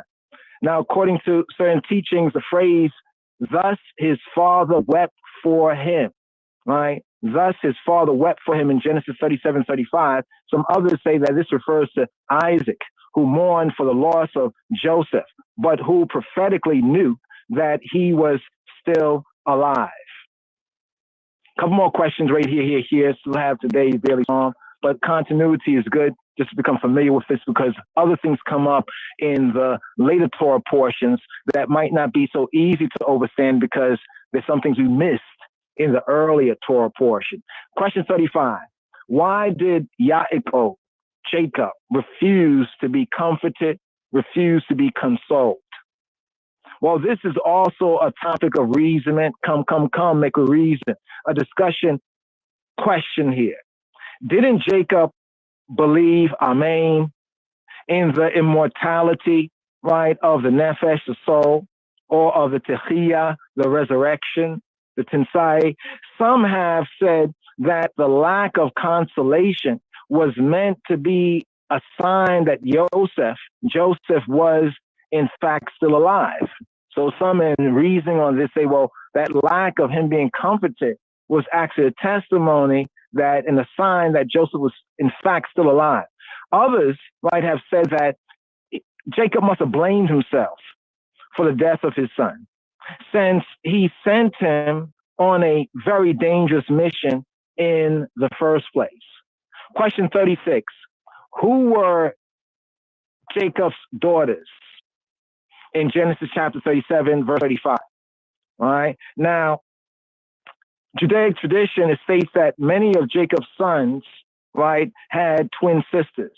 Some infer that many of Jacob's sons had twin sisters, some say, who were not identified in Torah.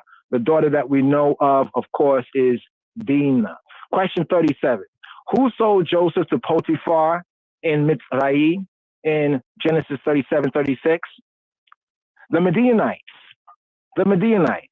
Joseph was apparently sold a number of times. First, he was sold to the Ishmaelites. The Ishmaelites sold him to traders, and the traders sold him to the Midianites, who finally sold him to Potiphar in Mitzrayim.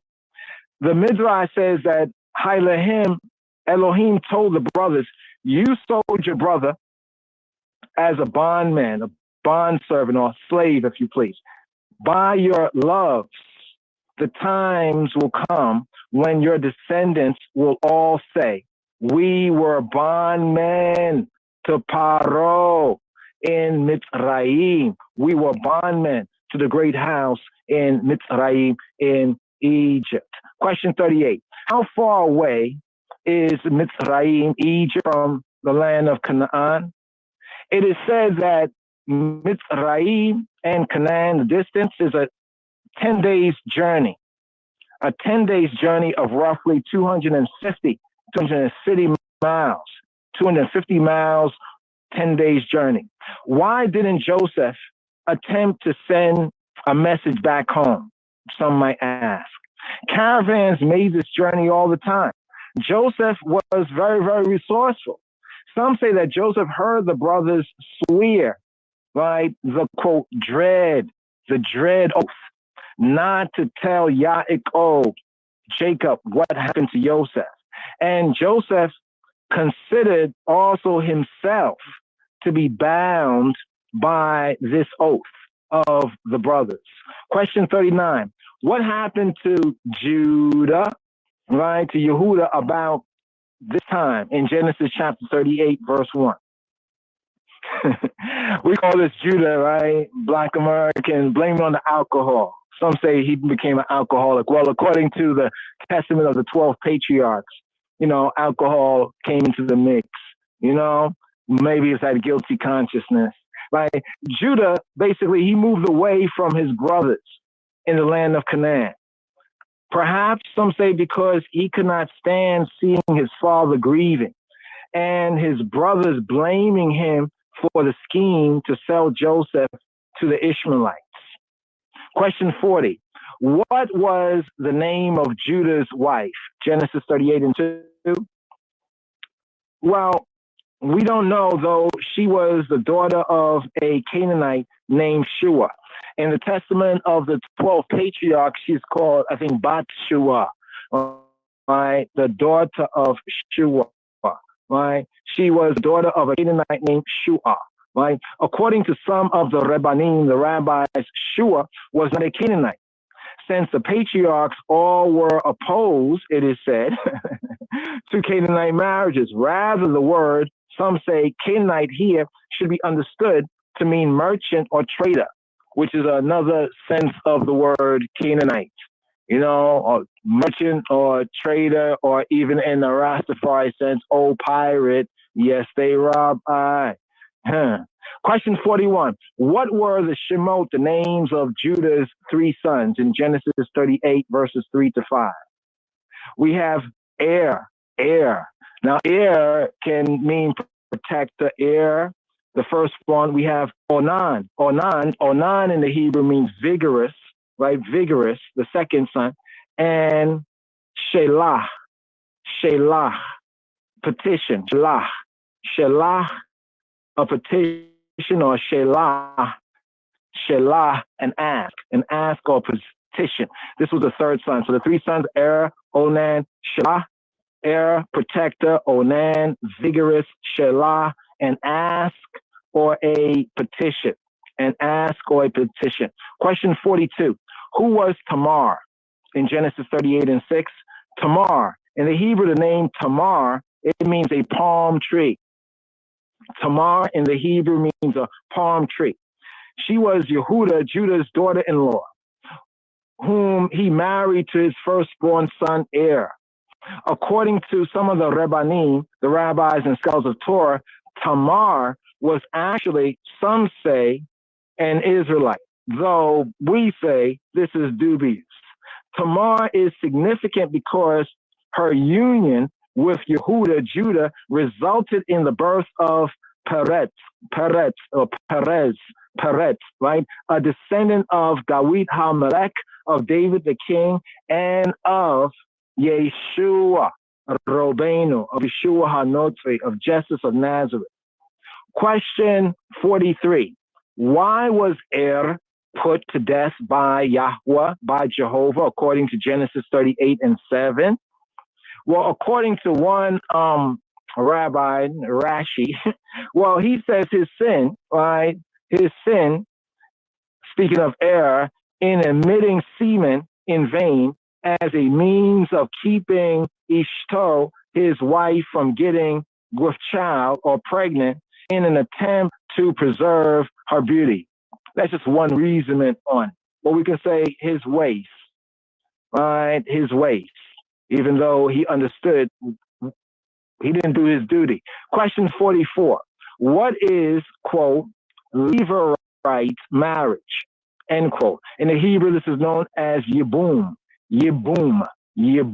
right? Yibum, right? Or one might read it from the English as Yibum, but actually vowel sounds Yibum, is Levirate marriage. Well, Yibum is a type of marriage in that a woman marries one of her husband's brothers after her husband's death, if and only if there were no children. Only if there were no children, namely sons, but also a daughter under circumstances can inherit and does, in order to continue the line of the dead husband. In other words, the child who would be born, right, would be named after the deceased. The term levirate, right, it comes from the Latin word levir, which means husband's brother. The concept is drawn from HaTorah, from the Torah, namely in the Torah in Deuteronomy chapter 25, verses 5-6. But it was an ancient practice. You know, there's some customs and traditions, right, that are also found in the scriptures. Question 45. Why was Onan also put to death by Yahweh, by Jehovah in Genesis chapter 38:9? Well, it is said he died for the same reason as his brother that is, for emitting seed or semen in vain. Though in Onan's case, his motive was perhaps worse, since he did not want to produce an heir for his deceased brother. Question 46. What is Onanism? Right? Just deals this ism right here. What is Onanism? Now, any of y'all are Catholics, Roman Catholics. This kind of crept into Christianity through Catholicism. But what is Onanism? Right? Well, Onanism is something in modern days that is, especially by the Catholic Church and other Christianity, Western Gentile churches, is the illicit or unlawful emission of semen through coitus interruptus, right? Or some say through masturbation, or through nocturnal emissions, and so on, right? You see, if you look at the context of the scripture, onanism would be, you know, instead of putting it in, you pull it out. Right? But then they extend this idea in Catholicism, you know, to keep people under the guilt trip and stuff like that. You know, masturbation, nocturnal emissions, oh, that's onanism. You know, according to the sages, emitting semen in vain is likened to bloodshed. It's likened to bloodshed. You know, something that my earthly father told me years ago, you know, to have mercy on his soul, rest in grace, rise in glory. But he said that, you know, your seed is your most precious blood. Something he just told you know, your seed. If you think about bloodshed, semen shed, right? Both of those has to do with life. So according to the ancient Hebrew and Judaic sages, emitting semen in vain is likened to bloodshed. And one who does so is subject to the karet judgment.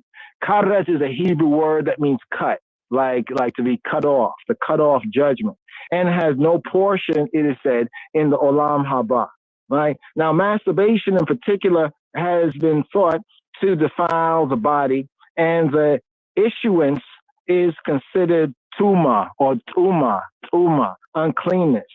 And uncleanness, Hebraically, is considered a type of like death-like substance, right? Death-like substance.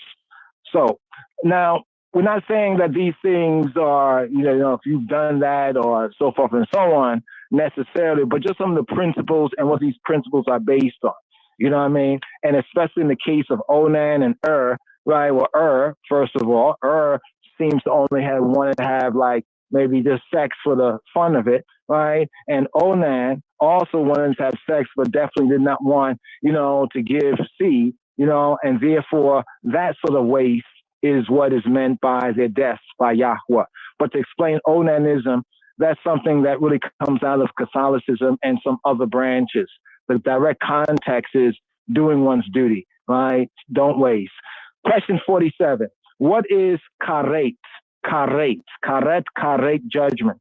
In Leviticus 20 and 21, karet is the judgment of being cut off. Karet, right? That is to die a premature or unnatural death. The principle remains true that even one's semen is one's most precious blood.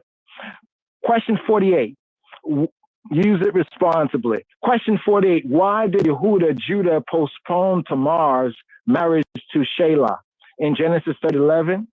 Well, it is said that Yehuda was afraid his son would die, since she had already, according, I guess, to how one could look at it, caused the death of his two other sons. He therefore told Tamar to wait as a widow until Shelah, remember Shelah's name means petition and ask, request, came of age. At which time Judah said, right, he would perform chalitza. Question 49. What did Yehuda do after the death of Eshto, his wife, his woman? Well, scripture says he visited his friend Hira, who lived in Adullam, right, a Canaanite royal city, to go shear sheep, right, to trim his sheep, to shear sheep in a place called Timnah. Couple more here, brothers and sisters and brothers. This had a full set going into a lot of details here from the previous, from the 9th sabbatical study. Question 50. What did Tamar do when she heard that her father-in-law went up to Timnah to shear his sheep in Genesis 38:13-14? Well, she took off her widow's clothing. She changed her clothing. She covered herself with a veil, and she sat near a place called Two Wells. The place from the Hebrew was called Two Wells, where whoever wanted to go to Timnah had to pass this way. When she realized that Shelah, petition, ask, request, had come of age, but was not given to her, right, as a husband, she decided to find another way to bear Yehuda's descendants, even through prostitution. Question 51. Why didn't Judah recognize his daughter-in-law? Well, she was so modest that she kept her face veiled whenever she saw Yehuda, it is said in the past. Moreover, Judah would never, ever have expected to see his daughter-in-law there in Timnah, sitting as a Kadesha, right, sacred temple prostitute or harlot, at the side of the road by the Two Wells. Question 52. Why did Yehuda proposition Tamar? Well, some say, right, why did she do this? According to the sages, prostitution was technically legal. Prostitution was technically legal until the Torah, right, given at Har Sinai, until the Torah given at Mount Sinai. So in the direct instruction given to Abraham, there was nothing mentioned concerning this, and therefore prostitution was technically legal until the direction instructions, the upgrade given at Har Sinai. Nonetheless, this episode, many say, is difficult. It's interesting and it's difficult, since Tamar understood who Yehuda was and therefore willingly committed what some might say is incest with her father-in-law, since was technically, right, still her husband, her dead husband. Question 53. What, quote, security, end quote, or pledge did Tamar ask from Judah in exchange for payment for her, quote, services? Genesis 38, verses 17 to 19. Well, Tamar, she asked for Judah's signet ring, Yehuda's signet ring. She asked for Judah's, his wrap or his cloak, right? She asked for Judah's personal staff, his personal staff. These were very precious items to be given as security for the promise of one goat. If you think about it, these were very, these were very precious items, but they were given as a pledge or as a security in that yea, amen, amen, that promise of one goat. Question 54. When Yehuda later found out that his daughter-in-law was with child or pregnant due to what the people were saying, in his hood, immorality, what did he say should be done to her according to Genesis 38:24? Mr. Vegas, are you listening? Well, Yehuda, he wanted her to be taken out of her house and, according to the words, burnt at the stake for her immorality. Talk about a double standard. Now, apparently, Judah sentenced her to death because she was bringing shame on his family name. I guess now the shoe gets put on the other foot. Question 55. What did Tamar do when they came to execute her sentence? According to Genesis 38:25. Well, she brought forth Judah's pledge. What was his pledge? What was the security that he put? Almost like collateral in a sense, right? His signet ring, his cloak, and his staff. And explained that by the man who owned these things was she with child. Well, actually, children. She was pregnant. Now, of course, she was vindicated, and Yehuda had to confess that they were his things. Well, I think whoever he sent, they looked at them and saw, no doubt, his marks on them. It's like, oh, wow. All right. Now, note that Yehuda, right, Judah had deceived his father by showing him Joseph's coat dipped in the blood of a goat. And Tamar likewise deceived Yehuda with a goat. So who is the goat, right? Question 56. Why did Yehuda say that Tamar was more righteous than him? Genesis 38:26. I say in a divine sense, he saved face by saying that. I mean, he didn't even have to admit. Whoever looked at these items, no doubt will saw his marks on them. But why did he say that Tamar was more righteous than him? For two reasons. One, because he did not keep his part, his word, his part of the bargain, right, regarding his son Shelah, right? And two, secondarily, because Tamar did what she did because she she admitted, she credited, right? She admitted in that royal line, that lineage, and she sought to be a part of that lineage, and she became a part of that lineage. Question 57. What were the names of Tamar's twins, her twin boys, right? Genesis 38, verse 27 to 30. Well, first we have Zerach. Zerach in the Hebrew means shining, zerach. The firstborn, who had his arm tied with the scarlet thread by the midwife. And Peret means bursting forth, but it can also be translated as like a breach. Something bursts forth, it's a breach.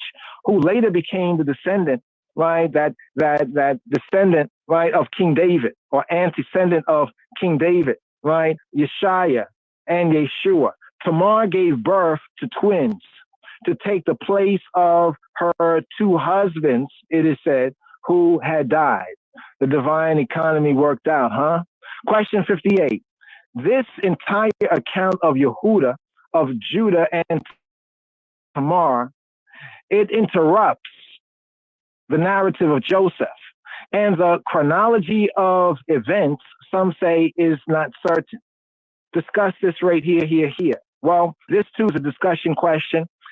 It's likely that Judah's marriage took place, some say, long before Joseph was sold into slavery or into bondage, right? Since when the family later immigrated to Mitzrayim, Peret, right, Judah's son from Tamar, already had two sons of his own when we look at Genesis chapter 46 and 12. Now, others claim that Torah here is in a chronological order. Judah married after Joseph was sold. And people often had children at an extremely young age in biblical times. At any rate, the Torah, it interrupts the story of Joseph here because it is said that Elohim always brings the remedy before the plague. This is a wisdom principle that Elohim, the almighty power, the true good, the true God, always brings the remedy before the plague. And the descendants of Peret, right, who's the descendant of the Peret, is Al-Moshiach, was the ultimate liberator, right, of bondage, even in the spiritual, heretical Mitzrayim, Egypt. Now, with that little interrupt in the narrative right there, we're going to take a pause right here for the cause, brothers and sisters, at this point of the podcast, as we have at least another hour right here. We have this Torah reading and feeding, want to catch up with it, but due to the holidays, the Hanukkah, the season, the Maccabee fighting holidays, we had to, light up, and, download the resistance to assimilation, especially here for these seasons at this time of the year. So right here, brothers and sisters and brothers, let's share a little dub tune right here before we write up today's daily psalm. All right. Yes, Rastafari. A little dub tune right here. No, let's do this right here. Let's go right into today's daily psalm right here. Give a first hearing right here, but dub-wise. We're going to follow up on this right here. Let's bring forward the Amharic, right? We're going to write up the Amharic of today's daily psalm. All right, Psalm 103 right here. Yes, sir.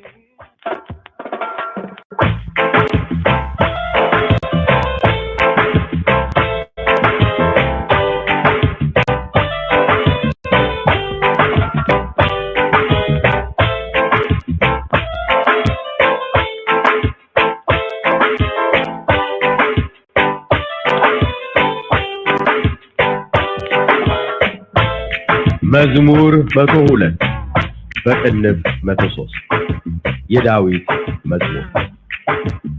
ነፍሴ ሆይ እግዚአብሔርን ባርክ፣ አጥንቶቼም ሁሉ የተቀደሰ ስሙ። ነፍሴ ሆይ እግዚአብሔርን ባርኪ፣ ምስጋናውንም ሁሉ አትርሺ። ኃጢአትሽን ሁሉ ይቅር የሚል ሽንም ሁሉ የሚፈውስ ሕይወትሽን ከጥፋት የሚያድናት በምህረቱና በቸርነቱ የሚከልልሽ ምኞትሽን ከበረከቱ የሚያጠግባት ጎልማሳነትሽን እንደ ንስር ያድሳል። እግዚአብሔር ይቅርታ አድራጊ ነው፣ ለተበደሉ ሁሉ ይፈርዳል። ለሙሴ መንገዱን አስታወቀ፣ ለእስራኤል ልጆችም አደራረጉ እግዚአብሔር መሐሪና ይቅር ባይ ነው። ከቁጣ የራቀ ምህረቱም የበዛ ሁልጊዜም አይቀስም ለዘላለምም አይቆጣም። እንደ ኃጢአታችን አላደረገብንም እንደ በደላችንም አልከፈለንም። ሰማይ ከምድር ከፍ እንደሚል እንዲሁ እግዚአብሔር ምህረቱን በሚፈሩት ላይ አጠነከረ። ምስራቅ ከምዕራብ እንደሚርቅ እንዲሁ ኃጢአታችንን ከእኛ አራቀ። አባት ለልጆቹ እንደሚራራ እንዲሁ እግዚአብሔር ለሚፈሩት ይራራል። ፍጥረታችንን እርሱ ያውቃልና አቤቱ እኛ አፈር እንደሆንን አስብ። ሰውስ ዘመኑ እንደ ሳር ነው፣ እንደ ዱር አበባ እንዲሁ ያብባል። ነፋስ በነፈሰበት ጊዜ ያልፋልና ስፍራውንም ደግሞ አያውቀውምና። የእግዚአብሔር ምህረት ግን ከዘላለም እስከ ዘላለም በሚፈሩት ላይ ጽድቁም በልጅ ልጆች ላይ ነው። ቃል ኪዳኑን በሚጠብቁ ትእዛዙንም ያደርጓት ዘንድ በሚያስቡ ላይ ነው። እግዚአብሔር ዙፋኑን በሰማይ አዘጋጀ፣ መንግስቱም ሁሉን ትገዛለች። ቃሉን የምትፈጽሙ ብርቶችና ኃያላን፣ የቃሉንም ድምፅ የምትሰሙ መላእክቱ ሁሉ እግዚአብሔርን ባርኩ። ሰራዊቱ ሁሉ ፈቃዱን የምታደርጉ አገልጋዮቹ እግዚአብሔርን ባርኩ። ፍጥረቶቹ ሁሉ በግዛቱ ስፍራ ሁሉ እግዚአብሔርን ባርኩ። ነፍሴ ሆይ እግዚአብሔርን ባርኪ።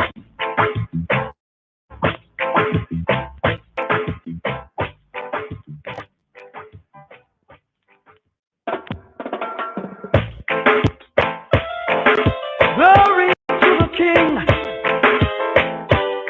Oh, we glorify your name. Glory to the Father. There ain't no other. Blessed be the Almighty God. Oh, well, ready to forgive all sin. So remember wherever you travel, keep the Almighty within. Blessed be the Almighty God. Oh, well, ready to forgive all sin. So remember wherever you go, keep the Almighty within. We see the lightning, and we hear the thunder. Yeah. The summit rising, yeah. But that is just a blunder, a blunder. Who sends the lightning? Tell me, who sends the thunder? The old true Almighty King, who can put all things asunder. Blessed be the Almighty God.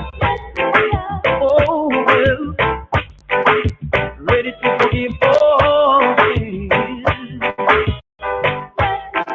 So remember wherever you travel, keep the Almighty within.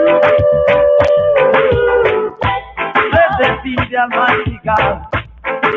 Oh, well, ready to forgive all sins. So remember wherever you go, keep the Almighty within. He also sends the raindrops, yeah, and he makes the sun to shine. His tropical breeze never stops, and life is so divine. Yeah. even misery, yeah, which only leads to pain. That hurt your human dignity, brother man. There is plenty more to gain, yeah, yeah. Blessed be the Almighty God. Oh, well, ready to forgive all things.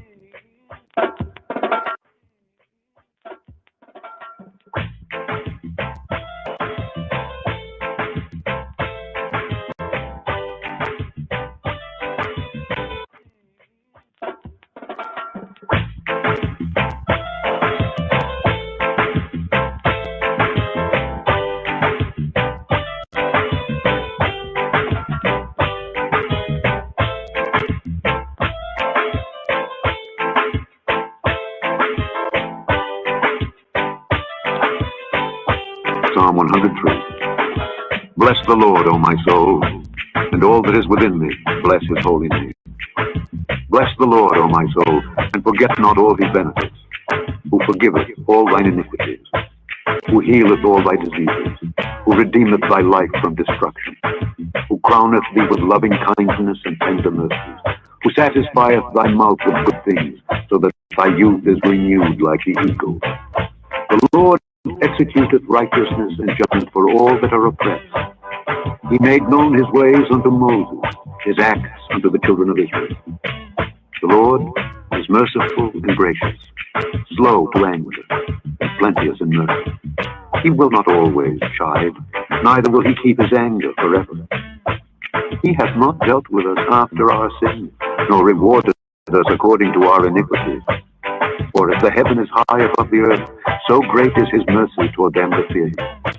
As far as the east is from the west, so far hath he removed our transgressions from us. Like as a father pitieth his children, so the Lord pitieth them that fear him. For he knoweth our frame, he remembereth that we are dust. As for man, his days are as grass, as a flower of the field, so he flourisheth. For the wind passeth over it, and it is gone, and the place thereof shall know it no more. But the mercy of the Lord is from everlasting to everlasting upon them that fear him, and his righteousness unto children's children, to such as keep his covenant, and to those that remember his commandments to do them. The Lord hath prepared his throne in the heavens, and his kingdom ruleth over all. Bless the Lord, ye his angels, that excel in strength, that do his commandments, hearkening unto the voice of his word. Bless ye the Lord, all ye his hosts, ye ministers of his that do his pleasure. Bless the Lord, all his works in all places of his dominion. Bless the Lord, O my soul.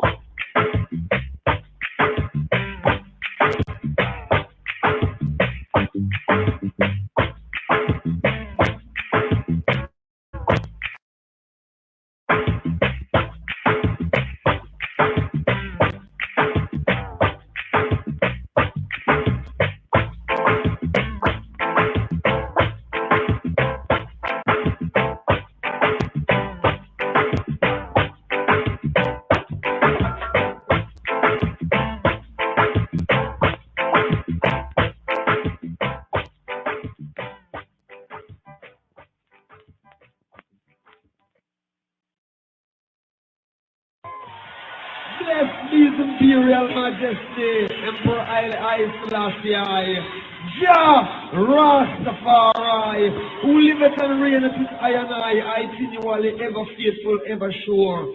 Jah Rastafari, with no apology. And this is the Rastaman vibration.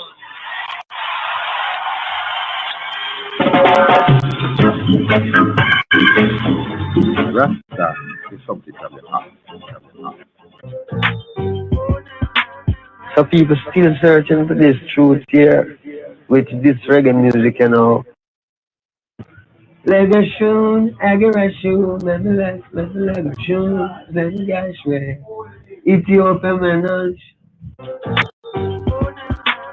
So people still searching for this truth here with this reggae music, you know. Bring Christ to them, and the only purpose it serves is to tell the people about Rastafari. Legation, aggression,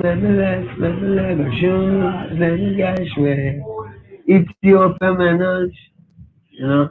But I want the next verse with Americ.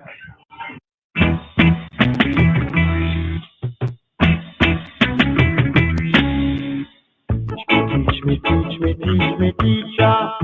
Teach I and I am a teacher. Bring forth the Bible. Bring forth the Bible. Bring forth the Bible. Bring forth the Bible. Bring forth the Bible. Shalom to Kenais Teling.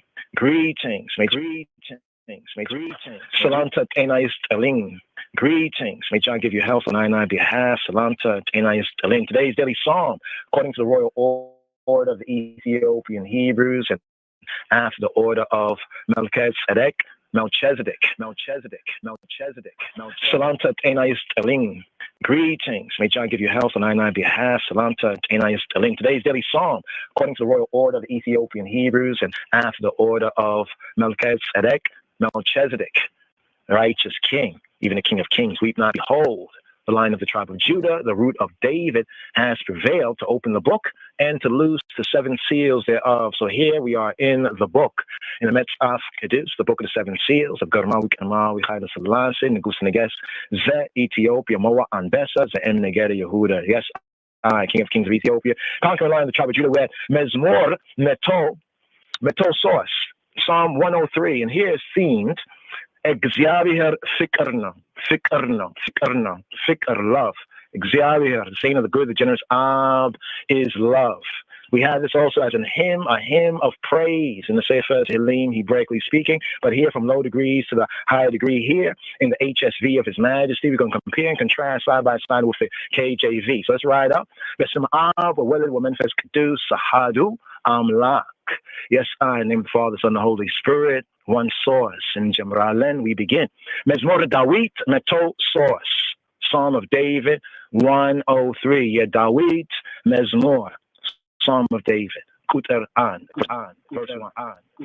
Nesehoi, እግዚአብሔርን Barki, at Intochem Hulu Yetekadeses Moon.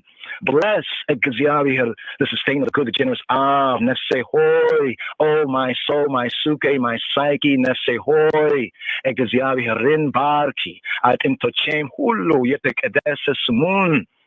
And all that is within me, within I, bless, praise, bless His holy, His Isla, His set apart name. Nesehoi, እግዚአብሔርን Barki, Miskanawinim Hulu Atirshi.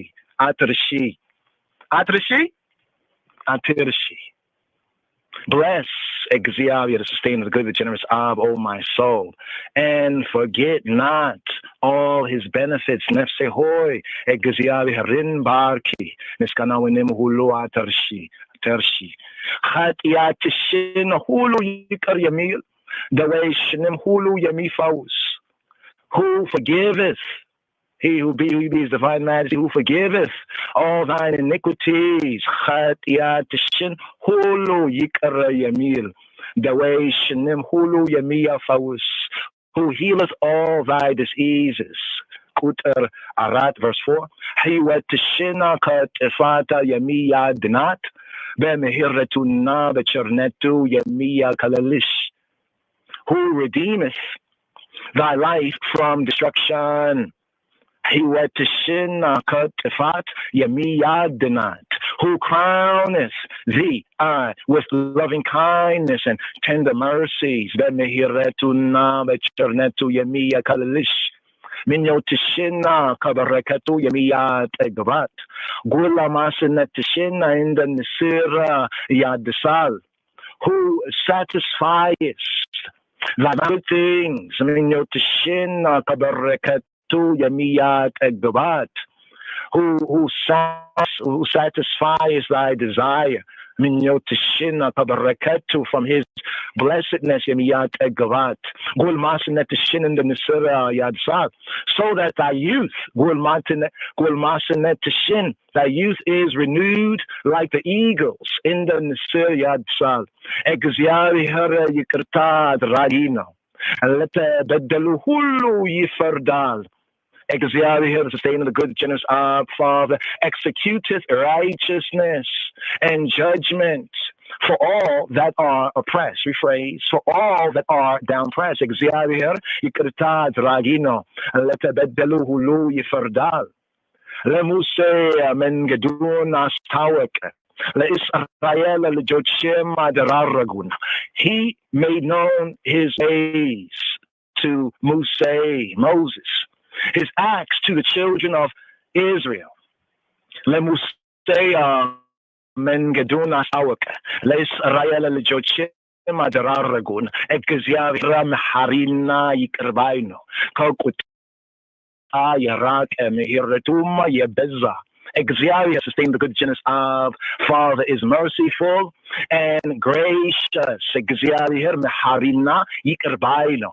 Slow tang Kokuta Yarak and plenteous in mercy. Mehiratum Yebeza. Hulgizim Ayak Asifim. He will not always chide, neither will he keep his anger forever, for ever. In the Hatiatachin ala bin minda bedalachnema ala kafalin. He hath not dealt with us, with I and I, after our sins, after our uckeries. In the Hatiatachin nor rewarded us according to our iniquities. In the Bedalachnema ala kafalin. Samai kamidrikaf in the meal and who exabi her mehiratuna benifaruta laya at nekre.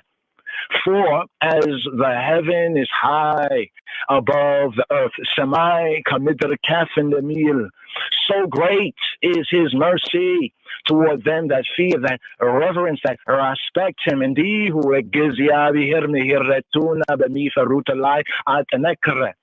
Misraka kamiraba and the mirik. Indeed, who had yatachnin kanyarak.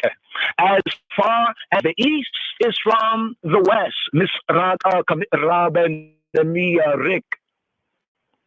So far hath he removed our transgressions from us, from I and I. Indeed, who had yatachnin kanyarak. Abata lelijochu and the miarara. Indeed, who exaviher lemia faruti raral. Like as a father pitieth his children, abata lelijochu and the miarara. So, like this, exavier sustain the good, the generous Father pitieth, has compassion upon them that reverence, that respect him. Indeed, who exaviher lemi faruta raral. Fitratachnina in ersu yaukalna. Fitratachnin ersu yaukalna betu inya ferinda honin asip. For he knoweth, remember, he knoweth our frame. He remembereth that we are dust. Fitratachnin ersu yaukalna betu inya ferinda honin asip. So is Zemenu in the Sarno, in the Dura Beba, in the Hua Yababal. As for man, his days are as grass. So is Zemenu in the Sarno, as a flower of the field, so he flourisheth. In the Dura Beba, in the Hua Yababal, Nefasa benefesa bet Gizeya Yalfalina, Sifraunin. Degmo yauka yaukawmina. For the wind passeth over it, nefas benefesavetegize, and it is gone, yalfalina. And the place, sifraunim, thereof shall know it no more. Degmora ayaukawmina. Exavi herme hirretagina kazalalan is kazalan, Bemia frutlai, as it kuma be lijoch lino. But the mercy of Exavi here, the sustainer, the good, the generous Father is from everlasting to everlasting. Exavi here mehiretagin, kazalalem iska zalalem bemi frutalai upon them that respect, that reverence him, and his rightness to children's children. ጽድቁ በልጅ ልጆች ላይ ነው። ቃል ኪዳኑን በሚጠብቁ ትእዛዙን ያደረጉ አትዘን በሚያስቡ ላይ ነው። To such as keep his covenant, ቃል ኪዳኑን በሚጠብቁ, and to those that remember his commandments to do them. ትእዛዙን ያደረጉ አትዘን በሚያስቡ ላይ ነው። እግዚአብሔር ዙፋኑን በሰማይ አዘጋጀ፣ መንግስቱም ሁሉን ትገዛለች። Xavier, the sustainer, the good, the generous Father, hath prepared his throne in the heavens. Xavier zufanun besamai azagaje. And his kingdom, his government ruleth over all, and his kingdom ruleth over all. Men gestum huluna tigezalech. Kaluna yemita fetsmu. ቃሉን የሚተፈጽሙ በርቱዎችና ኃያላን የቃሉንም ድምፅ የሚሰሙ መላእክቱ ሁሉ እግዚአብሔርን ባርኩ። Bless Xavier, sustain the good, the generous ye his angels that excel in strength, that do his commandments, hearkening to the voice of his word. ቃሉን የሚተፈጽሙ በርቱዎችና ኃያላን የቃሉንም ድምፅ የሚሰሙ መላእክቱ ሁሉ እግዚአብሔርን ባርኩ። ሰራዊቱ ሁሉ ፈቃዱን የሚያደርጉ አገልጋዮቹ እግዚአብሔርን ባርኩ። Bless ye Xavier, to sustain the good, the generous Father. All ye his hosts, ye ministers of his that do his pleasure. ሰራዊቱ ሁሉ ፈቃዱን የሚያደርጉ አገልጋዮቹ እግዚአብሔርን ባርኩ። ፍጥረቶቹ ሁሉ በግዛቱ ስፍራ ሁሉ እግዚአብሔርን ባርኩ። ነፍሴ ሆይ እግዚአብሔርን ባርኪ። Bless Xavier, to sustain the good, generous Father. All his works in all places of his dominion. ፍጥረቶቹ ሁሉ በግዛቱ ስፍራ ሁሉ እግዚአብሔርን ባርኩ። ነፍሴ ሆይ እግዚአብሔርን ባርኪ። Bless he who he be, divine majesty, the sustainer, the good, the generous of, oh my soul, oh my psyche, oh my sight, oh my sight, oh my sight, oh my sight, oh my sight, oh my sight, oh my sight, oh my sight, oh my sight, oh my sight, oh my sight, oh my sight, oh my sight, oh my sight, oh my sight, oh my sight, oh my sight.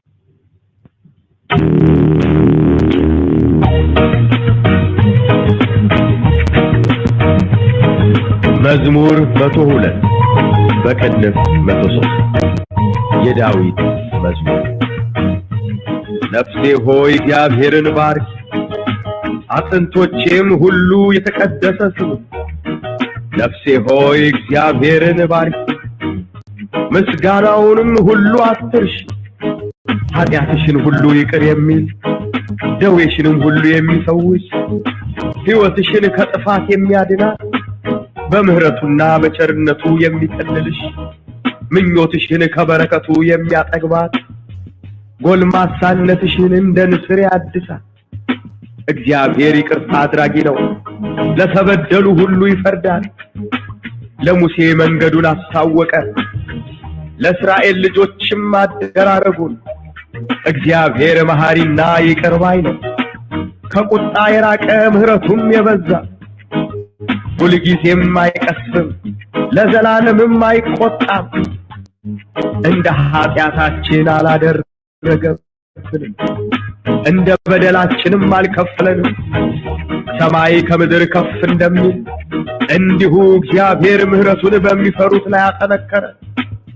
ምስራቅ ከምዕራብ እንደሚርቅ እንዲሁ ኃጢአታችንን ከእኛ አራቀ። አባት ለልጆቹ እንደሚራራ እንዲሁ እግዚአብሔር ለሚፈሩት ይራራል። ፍጥረታችንን እርሱ ያውቃልና አቤቱ እኛ አፈር እንደሆንን አስብ። ሰውስ ዘመኑ እንደ ሳር ነው፣ እንደ ዱር አበባ እንዲሁ ያብባል። ነፋስ በነፈሰበት ጊዜ ያልፋልና ስፍራውንም ደግሞ አያውቀውምና። የእግዚአብሔር ምሕረት ግን ከዘላለም እስከ ዘላለም በሚፈሩት ላይ ጽድቁም በልጅ ልጆች ላይ ነው።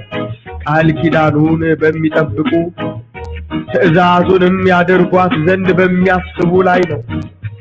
እግዚአብሔር ዙፋኑን በሰማይ አዘጋጀ፣ መንግስቱም ሁሉን ትገዛለች። ቃሉን የምትፈጽሙ ብርቶችና ኃያላን፣ የቃሉንም ድምፅ የምትሰሙ መላእክቱ ሁሉ እግዚአብሔርን ባርኩ። ሰራዊቱ ሁሉ፣ ፈቃዱን የምታደርጉ አገልጋዮቹ እግዚአብሔርን ባርኩ። ፍጥረቶቹ ሁሉ በግዛቱ ስፍራ ሁሉ እግዚአብሔርን ባርኩ። ነፍሴ ሆይ እግዚአብሔርን ባርኪ።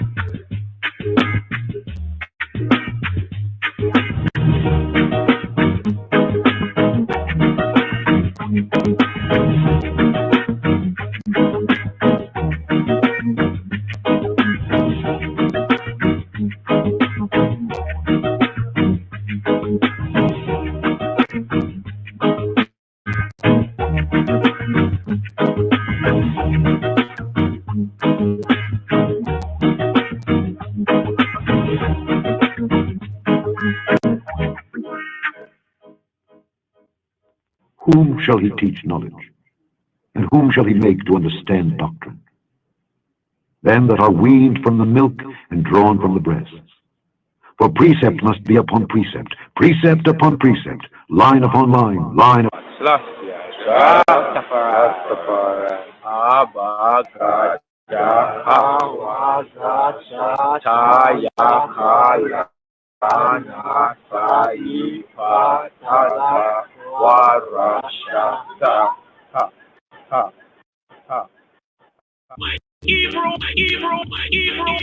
Evil boy, everything takes time.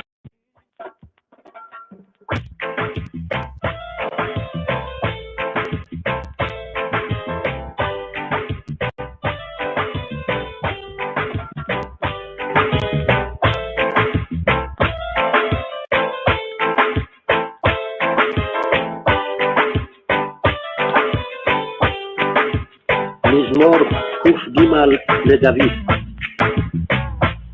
ברכי נפשי את אדוני וכל קרבי את שם קודשו. ברכי נפשי את אדוני ואל תשכחי כל במוליו. הסולח לכל עוונך, הרופא לכל תחלואייך, הגואל משחת חייך, המעטרך חסד ורחמים, המשביע בטוב עדייך, תתחדש כנשר נעורייך. עושה צדקות אדוני ומשפטים לכל עשוקים, יודיע דרכיו למשה, לבני ישראל עלילותיו. רחום וחנון אדוני, ערך אפיים ורב חסד, לא לנצח ירים ולא לעולם יתור. לא כחטאינו עשה לנו ולא כעוונותינו גמל עלינו. כי גבוה שמיים על הארץ, גבר חסדו על יראיו. ירחוק מזרח ממערב, הרחיק ממנו את פשענו. ורחם אב על בנים, ריחם אדוני על יראיו. כי הוא ידע יצרנו, זכור כי עפר אנחנו.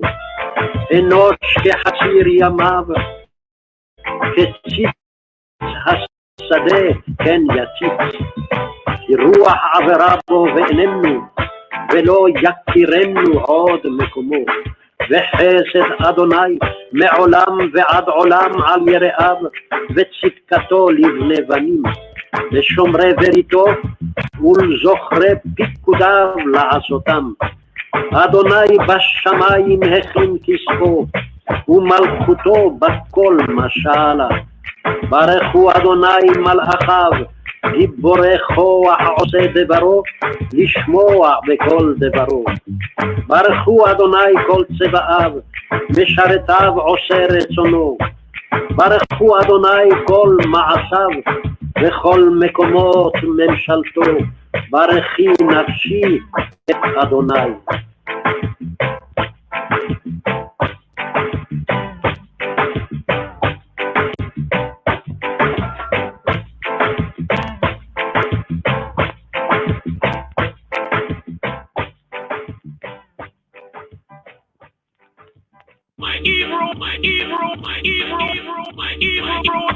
Everything takes time.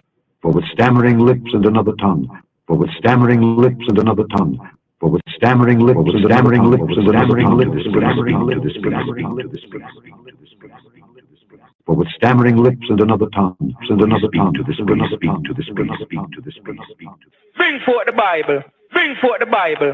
Bring forth the Bible. Bring forth the Bible. Bring forth the Bible. Bring forth the Bible. Rabbi, et Shem Kadisho. These words of David, bless he who be, O my soul, and all that is within me. Bless his holy name. Here, a midrash, a study here on today's daily psalm, according to the royal order of the Ethiopian Hebrews, and here, after the order of Malachias Tzedek, Mizmor Kof Gimel, Mizmor Kof Gamel, Kof Gimel, Psalm 103, Psalm CIII, here, a midrash, a study on today's psalm, a psalm of David. Bless the Lord, O my soul, and all that is within me, and all that is within I. Bless his holy name. Here, first verse, Aleph verse, Le Dawid of David. Barki nafshi eti Yahuwah, we call like Rabbi et Hashem Kadisho of David. Le Dawid. Bless he who be, O my soul. Barki nafshi et Yahuwah. Barki, speaking to she. Barki nafshi. Bless, command to bless when speaking to she. Barki nafshi, my soul, my psyche. Et Yahuwah, eti Yahuwah. Bless he who be, O my soul. We call Rabbi, and all we call, and all Rabbi, and all that is within I. We call Rabbi. Et Hashem Kadisho. Bless his holy name, the Shem Kadisho. Le Dawid. Barki nafshi eti Yahuwah. We call like Rabbi. Et Hashem Kadisho. Elsewhere, this is what Scripture says, even in Psalm 139, Hebraically the 14th verse, Psalm 139, verse 14, that reads, I will praise thee, for I am fearfully and wonderfully made. Wonderful are thy works, and that my soul knoweth right well. Here, the opening verse of today's psalm is Mizmor Kof Gimel, Kof Gamel, Le Dawid. Barki nafshi eti Yahuwah, we call it Rabbi, et Shem Kadisho. These words of David, bless he who be, O my soul, and all that is within me. Bless his holy name. Elsewhere, this is what Scripture says in Mizmor Kof Lamed Et, Kof Lamed 8, Psalm 139, Psalm CXXXIX, Hebraically the 14th verse, that reads, Odeka al ki noraota nifleiti, niflaim ma'iseka, with nafshi yoda'atam meod. I will give thanks. Odeka, to the I, male.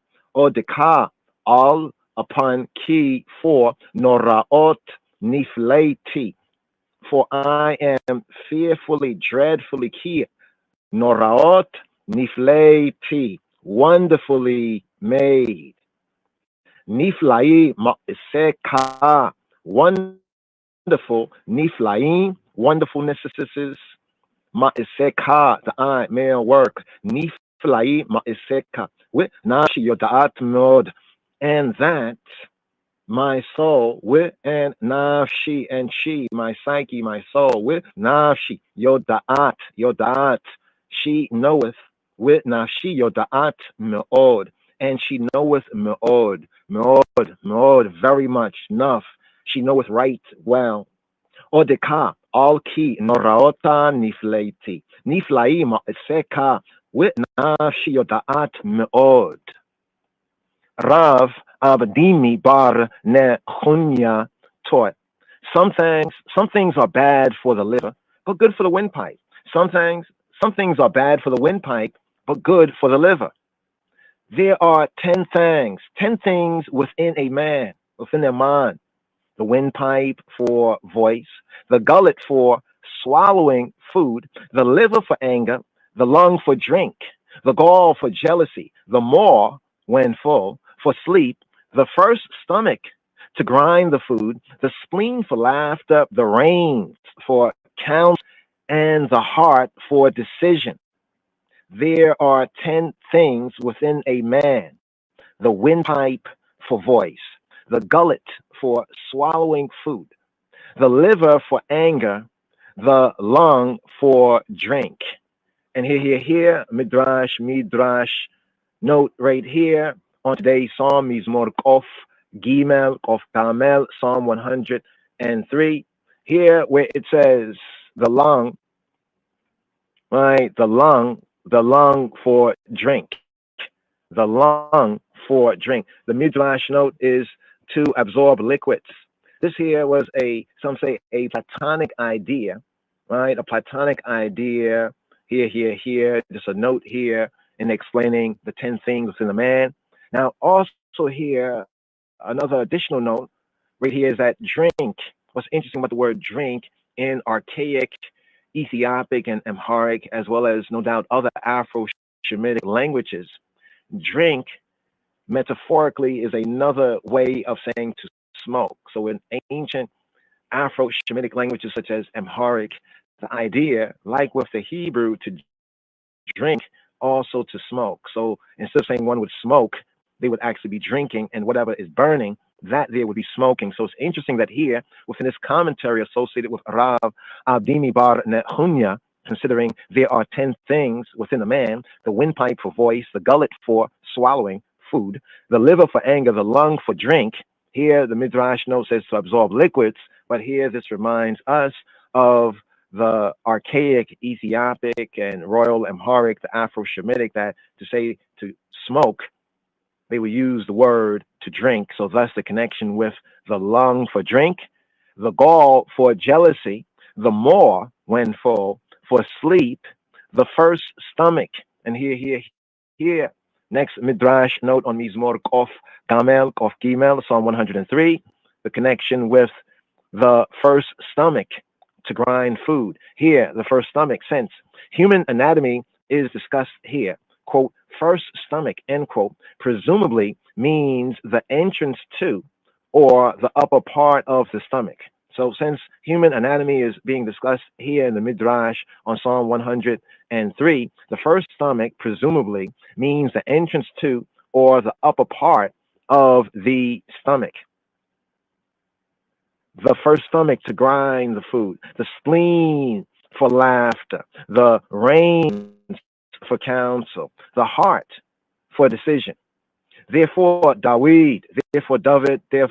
David offered praise Isis with the words, even with the words of Psalm 139, Hebraically at the 14th verse.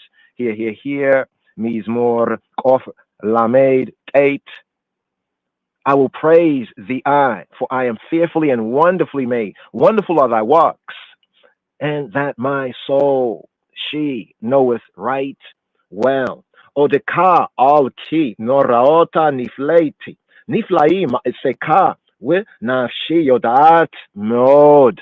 Therefore, also, it is said even here in the Aleph, the opening verse of today's Psalm, is Mordekov Gimel, Psalm 103. Bless he who he be, O my soul, and all that is within me, all that is within I. Bless his holy, his Isla name. Barki Nafshiyati Yahuwah. We call like a rabbi et Shem Kadisho. In a different exposition of bless Jehovah, O my soul, and all that is within I, bless his Isla, bless his holy name. Barki Nafshiyati Yahuwah. We call like a rabbi et Shem Kadisho. Rav Levi, said in the name of Rav Chama, a sculptor makes a statue. The sculptor dies, but his sculpture endures. But with Hakadosh Baruch Hu, with the Holy One, blessed be He, it is not so. For Hakadosh Baruch Hu, the Holy One, blessed be He, made man. And man dies, but Hakadosh Baruch Hu, but the Holy One, the set apart one, the sanctified one, the Isla one, Baruch Hu, blessed be He, lives and endures. This neither the sculptor nor the silversmith can do. The silversmith casts an image, the silversmith dies. The casting endures. But Hakadosh Baruch Hu, the Holy One, blessed be He, made man. And it is man who dies. It is Hakadosh, the Holy One, the Idol One, Baruch Hu, blessed be He who lives and endures forever and ever, for ever and ever. Another comment. A mortal king, a mortal melech, he eats, but an image of him does not eat. Not so, Hakadosh Baruch Hu, not so the Holy One, the sanctified, the set apart one, the Isla one, Baruch Hu, blessed be He. His image, man, eats, but he does not eat. As is said even in Nehemiah chapter 9, verse 6, Thou art the Lord, even thou, the I alone. Thou hast made the earth and all the things that are therein, and thou, the I, preservest them all. Ata hu Yahuwah livadeka. Ata asita eta hashemayim shemeya hashemayim. We call as Evam haaretza. We call Ashera aleha hayamim. We call Ashera bahem. We ata mechayeya eta kulama uatzeva hashemayim leka misha tachewim. Here, Nehemiah chapter 9, verse 6, the fuller verse. Thou art he who be, who he be. Thou art Yahuwah. Thou, the I, art the I be Jehovah. Ata hu Yahuwah. Ata, the I male, speaking directly to he who be, who he be. Ata hu, he, huwa, he. Ata hu Yahuwah. The I be he who be, who he be. Ata hu Yahuwah, Litvadeka, Litvadeka, even the I alone. Thou hast made the heaven of heavens. Ata osita eta hashemayim, shemei hashemayim, with all their hosts. We call Sevam, the earth and all things that are thereon. Haaretza, we call Ashera aleha, the earth and all things that are thereon, on her, on her. Haaretza, we call Ashera aleha, the seas and all that is in them. Hayamima, we call Ashera bahem, and thou, the I, preservest them all. We ata mechaye eta kulam, and thou preservest, givest life, life giver, preservest, givest life. We ata, and the I, mechaye, preservest, givest life, the life giver to them all. We ata mechaye eta kulam, and the host of the heaven worshipeth the I, prostrates, worship, bow down to the I. U'tzeva hashemayim leka mishatachwi. Here, Nehemiah chapter 9, verse 6. Ata hu Yahuwah lebadeka. Ata asita eta hashemai sheme hashemayim. We call us Tzavam. Ha reta we call Asher aleha. Hayamin we call Asher bahem. We ata mechayeya eta kulam. U tzava hashemayim leka mishatachwi. And here, Midrash note here to the Nehemiah chapter 9, verse 6 is reference to the previous Midrash on Psalm 18, the 26th parek, the 26th section, refer to the Midrash on Psalm 18.26.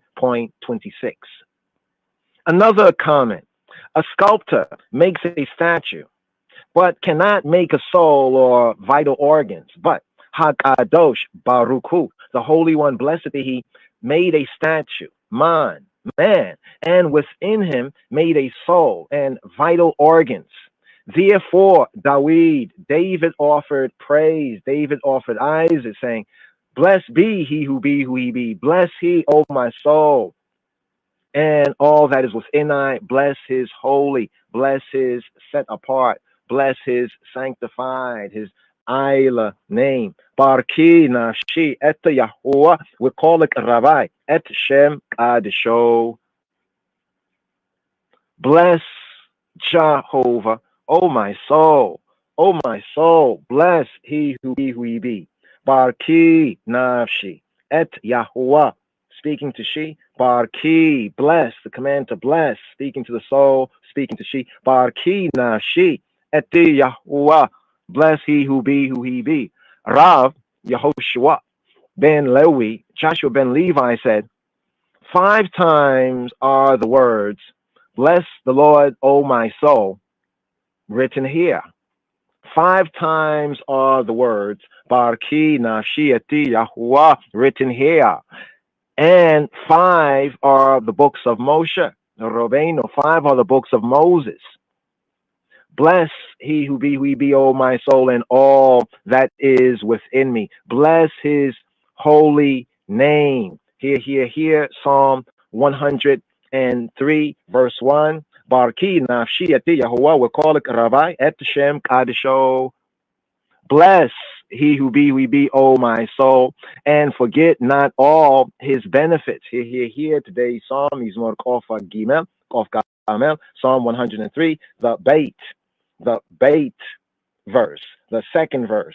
Barki nafshi et Yahuwah, we ala tisha kachi kola gemolayo. Bless he who be, O my soul. Barki nafshi et Yahuwah, and forget not. We ala tisha kachi, and forget not. We ala tisha kachi kola gemolayo, and forget not. Call all gemolayo. Gemolav, call Gemolayo, and forget not all his benefits. Bless Jehovah, all y'all, his works. Bless Jehovah, O my soul. Here, today's Psalm, the 22nd verse. Bless Baruch Yahuwah, speaking to y'all, speaking to you all. Baruch Yahuwah, call Ma'isayo, all y'all his works. Call Ma'isayo, call myself, call Ma'isayo, in all places of his dominion. Bit call me omota mema shalto. Bless he who be, O my soul. Barki nafshi et Yahuwah. Barki nafshi et Yahuwah, et Yahuwah.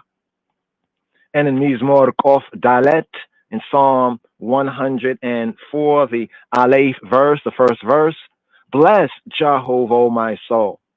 O Lord my God, thou art very great. Barki nafshi et Yahuwah, Yahuwah Elohai, Gadalta meod. Bless he who be, O my soul. Barki nafshi et Yahuwah, O Jehovah, he who be, my Elohim, Yahuwah Elohai, Haliai, my power. He who be, my power. Yahweh Elohai. Gadalta meod. Gadalta Thou art very great. Thou, the I, has shown thyself great, has shown the I self important. Gadalta meod.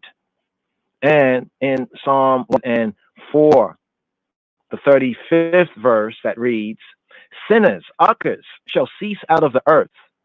Bless Jehovah, O my soul. Psalm Mizmor Kof Dalet, Psalm 104, verse 35, the fifth place where Barki Nafshi, bless he who he be, O my soul, Barki Nafshi Eti Yahuwah. Here, verse 35. Yitamu Chatayim, make cease, cause them to cease and desist. Yitamu Chatayim, mean Haaretz, make uckers, make sinners cease out of the earth. Yitamu Chatayim, mean Haaretz, and make the wicked, the ratchet be no more. O Rishaim, Oda Einam, bless Jehovah, bless he who be, oh my soul. Barki Nafshi Eti Yahuwah. Hallelujah. According to Rav Yohanan, David saw 5 worlds. He saw the world within his mother's womb, his mother's matrix, his mother's womb. And he said, according to today's daily psalm, even the Aleph, the first verse here, bless Jehovah, O my soul, and all that is within me. Bless his holy, his Isla, his set apart name. Barki nafshi eti Yahuwah, call it Ravai et Shem Adisho. He saw the world as he was being born. And he said, according to the next verse of today's psalm, bless Jehovah, O my soul, and forget not all his benefits in our infancy, in I infancy. Barki nafshi et Yahuwah, we'ala tisha kachi kola gemulayo. What gemulayo? What benefits in particular? To this, Rav Abahu answered, close to the heart, which is the seat of understanding. Hayel, the power, the true good, the true God, set the breast. Here, Midrash note, set the breast as distinct from other mammals, whose mammae are located further down on the body. So here, Rav Abahu, in answering the question of what benefits in particular, forget not all his benefits, what benefits in particular, Rav Abahu answered, close to the heart, that is the seat of understanding, Hayel, Elohim, the true good, the true God, set the breast.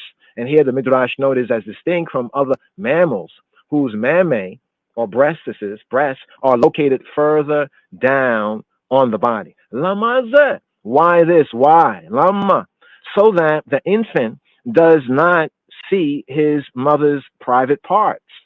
But Rav Matena said, so that he does not take his nourishment from a place soiled with excrement or excretion. He saw the world as he went forth into the light of day and traveled here and there. And he said, even as the 22nd verse of today's psalm, Mizmor Kof Gamel reads, even here, Barku Yahuwah Kola Ma'isaya, Kola Mikomota Mema Shalto, Barki Nafshi Et Yahuwah, bless, he said, in all places of his dominion, bless Jehovah, oh my soul. Bit call in all mikomot, the call mikomot in all places, mem shalto, in all places of his dominion. The kola mikomota mem shalto, in all places of his dominion. Bless Jehovah, he who be, oh my soul. Barki nafshi eti Yahuwah. he saw the world as he was about to depart from the Aretz, the earth, the free plain, and beholding the presence, and beholding the face, and beholding the presence, he said, "Bless Jehovah, O my soul. Jehovah, highly I, Elohai, my power, my true good, my true God. Thou art very great. Thou showest the eye self very great." Here, Mizmor Kof Dalet, Psalm 104, the Aleph, the first verse that reads, Barki nafshi et Yahuwah, Yahuwah Elohai, Gadalta Mod. Bless Jehovah, O my soul. Jehovah Elohai, highly I. Thou art very great. Gadalta Mod. Thou hast shown thyself great. Thou hast bigged up the I self. Gadalta Mod. Barki nafshi et Yahuwah, Yahuwah Elohai. Gadalta Mod. He saw the Olam Haba, the world to come. And he said, even in the 35th verse of Mizmor Kof Dalet, in the 35th verse of Psalm 104, Dawid, in seeing the Olam Haba, the world to come, he said, sinners, uckers, shall cease out of the earth, and make the ratchet, the wicked, be no more. Bless he who he be, oh my psyche, oh my soul. Hallelujah. Yitamu chatai min haaretz urishaim od enam. Barki nafshi et Yahuwah. Hallelujah.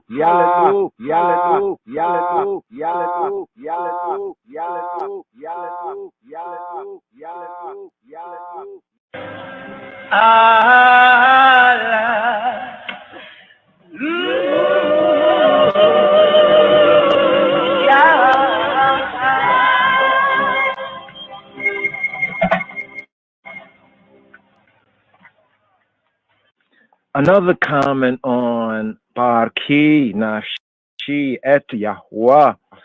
Bless he who be, oh my psyche, oh my soul. Another comment on Barki Nafshi et Yahuwah. Bless he who be, oh my psyche, oh my soul. Another comment on Barki Nafshi et Yahuwah. Bless he who be, oh my psyche, oh my soul. Barki Nafshi et Yahuwah. Why did David command Nafsho, command his soul, command his psyche? Why do you command her? Why do you command his soul to offer praise, Isis, to Hakadosh, Baruch, to the Holy One, the set apart one, the sanctified one, the Isla one, Baruch, who? Blessed be who? Blessed be he. The Rebbeinu, the Rebbanim, the rabbis, the scholars of Torah, they had said that as the soul sustains the body, so Hakadosh Baruch Hu, the Holy One, blessed be he, sustains his world. And as the soul is unique in the body, so Hakadosh Baruch Hu, so the Holy One, blessed be he, is unique in his world. And as the soul does not eat and does not drink, so Hakadosh Baruch Hu, the Holy One, blessed be he, does not eat and does not drink. And as the soul, because she comes from above, stays pure in the body, so Hakadosh Baruch Hu, exalted above the world, is pure. And as HaNefesh, as the soul, the psyche, as she sees, though she is not seen, so Hakadosh Baruch Hu, the Holy One, blessed be he sees and he is not seen. Accordingly, David said, may the soul, HaNefesh, possessed of all these attributes, come and give thanks and offer praise, Isis, to the Isla One, blessed be he, to Hakadosh Baruch Hu, to the Holy One, blessed be he who possesses all these attributes. Another exposition of Barki Nafshi et Yahuwah, bless Jehovah, O my soul. the soul, ha-nefesh. No man knows where her place is. No man knows where ha-nefesh. No man knows where her place is. Even so, ha-kadosh baruchu, the Holy One, blessed be He. No man knows where His place is. Not even the sacred creatures, the holy creation that carry the throne of glory, know where Ha-Elohim's place is, or in what place Ha-Elohim sits. Therefore, Ezekiel chapter 3, verse 12 reads, "Blessed be the glory of the Lord from His place." Therefore, blessed be the glory of Jehovah from His place. Watisayeni ruacha wa eshma achraya kol ra'ash gadol baruch kavod Yahuwah mimakomo. Here, Ezekiel chapter 3, verse 12, the fuller verse. Then the Spirit took me up, and I heard behind me a voice of a great rushing, the voice of a great quaking, rattling, shaking, a great vibration, bounding, uproar. I heard behind me a voice of a great rushing, saying, "Blessed be the glory of He who be, from His place." Wa tisaeni ruach. Then the ruach, the irit, took out. Wa tisaeni ruach wa eshma achrai kol ra'ash gadol baruch kovod Yahuwah mimkomo. Blessed be the glory of He who be, mi mikomo, baruka kavodi Yahuwah mimkomo. Is as much as they can say. Therefore, Baruch kavod Yahuwah mimkomo. Blessed be the glory of He who be, mimkomo, from His place, is as much as they can say. Accordingly, David said, may hanefesh, may the soul, the psyche, may she, whose place no man knows, nor knows the place, the makom, where she is set, come and offer praise Isis to Hakadosh Baruch Hu, who is above His world, and whose place no man knows. It happened that a certain man asked Rabban Gamaliel, in what place, what makom, what spot, what place, Hakadosh Baruch Hu, the Holy One, blessed be He, sits. And Rabban Gamaliel replied, I do not know. Ani lo yodea. I do not know. Ani lo yodea. And the man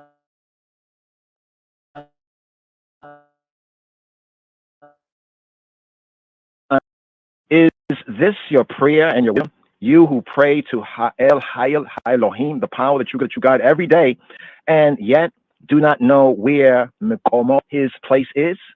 Thereupon Rabban Gamaliel replied, behold, look, see, hear this. Thou, the eye, asked me about something which is a 3,500 years journey away from me. Now I shall ask thee about something which sits with thee day and night. And do thou, the eye, tell I where her place is. The man asked, and what is that? And Rabban Gamaliel replied, it is the soul, ha-nefesh, the psyche, the soul, who sits within thee, she who sits within the eye. Tell I, in what place she is set? And the man said, Ani lo yodea. I do not know. Rabban Gamaliel replied, may the breath of life blow out of this man. Although thou knowest not the place of something that sits within thee, yet thou ask I about something that is 3,500 years journey away from me, away from I. The man went on to say to Rabban Gamaliel, we do well to bow down to the work of our hands, which we can always look upon. Rabban Gamaliel answered, you see the work of your hands, but it cannot see you. Hakadosh Baruch Hu sees the work of his hands, but the work of his hands cannot see him. As is said even in Shemot and Exodus chapter 33, verse 20, man shall not see me, not even a sacred creature shall. Man shall not see I, not even a sacred or holy creature, a creation shall. Wayomer lo tukala lerota et panai, ki lo yerani ha-adam wachai. Here, the full verse. And he said, Wayomer, and he says, thou, the eye, canst not see my face, for man shall not see me and live. Wayomer lo tukala lerot et panai, ki lo yerani ha-adam wachai. And here, Midrash note, usually the verse that's rendered here in the Midrash note, the verse that's rendered, man shall not see me, not even a sacred creature shall. This verse is usually rendered as man shall not see me and live. Usually this is rendered as man shall not see me. Man shall not see me and live. Lo yerani, to see I, not to see I. Lo yerani ha-adam, and the Adam, and the Adam shall not see I, wa and chai, and live, and chai. Lo ya'ani ha-adam wa chai. But here, the commentator takes the form chai, the Hebrew chai, live, chai, in the substantive sense of the word of a living creature. So here the commentator takes the verse from Shemot Exodus 33, verse 20, that reads, Lo yerani ha-adam wachai, instead of as man, for man shall not see me and live, instead as for man, Adam, shall not see me, right, and living, and the living. Adam shall not see me, and the living shall not see me. Lo yerani ha-adam wachai. So you can see for yourself that this is so. It is clearly stated by Ezekiel that when he saw the likeness of Hayel, the power, Ha-Elohim, he fainted away. Of this it is written even in Ezekiel chapter 1, verse 28, where it reads, and when I saw it, I fell upon my face. And when I saw it, I fell up on my face. Ki mareya hakesheta sheriye be anan biyom hageshem ken mareya hanoga saviba hua mareya demuta kovod Yahuwah wa wa bol alpanai wa ishma kola midaber. Hear the full verse from Ezekiel chapter 1, verse 28. And the appearance of the bow, the rainbow, the appearance of the bow that is in the cloud in the day of rain. So was the appearance of the brightness round about. This was the appearance of the likeness of the glory of he who be who ye be. And when I saw, I fell up on my face, and I heard a voice of one that spake. Mareya hag eshet asher yihye de anan de yom hageshem. Kain mareya hanoga saviv hu mareya demuta kavoda Yahuwah wa pola alpan wa ishma kola midaber. And when I saw it, I fell up on my face. Wa pol alpanai. And when I saw, and when I saw pol, I fell alpanai upon alpanai my face. Pol alpanai. Barki nafshi eti Yahuwah wa alatishkachi kol gmulayo. Bless Jehovah, O my soul, and forget not all his benefits. Barki nafshi et Yahweh wa ala tishakachi kol gemulayo. Here. Mizmor Kofa Gimel, Kof Gamel, Psalm 103, the Beit, the second verse. Rav Abba Bar Kahana said, if a man lifts up a vessel filled with water and turns its mouth downward, he pours out what it contains. And if a man lifts up a money bag and turns its mouth downward, the money falls onto the ground. But a woman walks about with the mouth of her womb downwards. Here, Midrash note. The PE, the print edition says, with the mouth of her womb downwards. And yet the embryo in her womb, in her matrix, stays as secure as a man carried in a litter. Unlike an animal that walks on all fours, a woman with child, so-called pregnant woman, a woman with child, walks about upright, yet the embryo stays secure in her womb, in her matrix. Rav Shimon Simon taught a woman is made up of cell upon cell and coil upon coil, so that if she were delivered abruptly, she would die. However, one by one, each band is loosed, each cell is loosed, each coil is loosed. Hence, here, Barki Nafshi et Yahweh We'ala Tishakachi Kol Gemulayo. Hence, bless Jehovah, he who be, oh Nafshi, oh my soul, my psyche, and forget not all his benefits. Barki Nafshi et Yahweh We'ala Tishakachi Kol Gemulayo. Hasoleach Lekola Eoneki.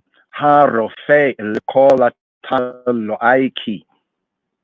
Who forgiveth all thine iniquity, who healeth all thy diseases. Here, today's psalm, Mizmor Kof Gimel, Psalm 103. Here's a Gimel, the Gamel, the third verse that reads, Ha-Soleach, the forgiver, Ha-Soleach, Lekola Eoneki, Lekola Evoneki, who forgiveth, he who be, who forgiveth all thine iniquity. Ha soleach lekola oneki. Ha rofei, who healeth, the healer. Ha rofei lekola tachalaiki, who healeth all tachalaiki, all thy diseases. Here, speaking to she, the nefesh, the soul. After recovery from an illness, Rav Yanai would wear his tefillin continually for 3 days. He said that tefillin require a clean body, like that of Elisha, the man who always kept his hands ritually clean. Why was Elisha called the man of wings? Why was Elisha called the man of wings? Here, Midrash, the Midrash note here is that this is the literal meaning of the phrase previously rendered, quote, the man who always kept his hands ritually clean. So here, the question of why was Elisha called the man of wings? This is connected with the man who always kept his hands ritually clean, the literal meaning. Apparently, the Agadah, in telling and retelling the story of Elisha, who was scrupulous in his observance of the law of HaTorah, had him in course of time sprout wings, as it were, some say. But also the connection with the prayer shawl and also with the fringes. Because once when wicked Ratchet Rome, Rasha Rome, decreed that any man who wore tefillin would have Rosho, his head, Rasu, Rosho smashed in. Elisha continued to wear his tefillin. When a quaestor saw him, Elisha took up the tefillin in his hands and ran from him. But the quaestor, the Roman quaestor, pursued him and caught up with him and asked, "What's that in your hand?" Elisha said, "The wings of a dove." And the quaestor found that it was as Elisha said. Therefore, he was called Elisha, the man of wings. Once a man recovers from his illness, his body is clean. But after 3 days, Rav Yanai would no longer wear his tefillin continually. He said, "For more than 3 days, I cannot keep myself completely clean." He said, "For more than 3 days." Here. Midrash, the Midrash note right here. Dr. Saul Lieberman suggests that instead of, and here reading the Hebrew, Ein Mem Reish Yod Mem Aleph Reish, or Maremar said, the text can be read as Mim Nun, Kaf Dalet Waw Nun, or henceforth, rendered here in the sense of for more than 3 days, henceforth for more than 3 days. He said, "I cannot keep myself completely clean." But Rav Yochanan would wear his tefillin day after day, citing the verse, even the verse here in Mizmor Kof Gamel, the third verse right here. He who be, who he be, Jehovah, ha solech lekola evoneki, who forgiveth all thine iniquity. Ha soleach, the forgiver. He who be, who he be, ha soleach lekola evoneki. He be the one who forgives, the forgiver of all thine iniquity.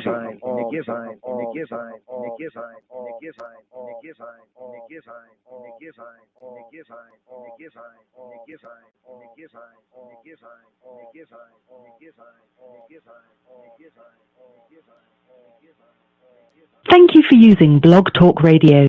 Goodbye.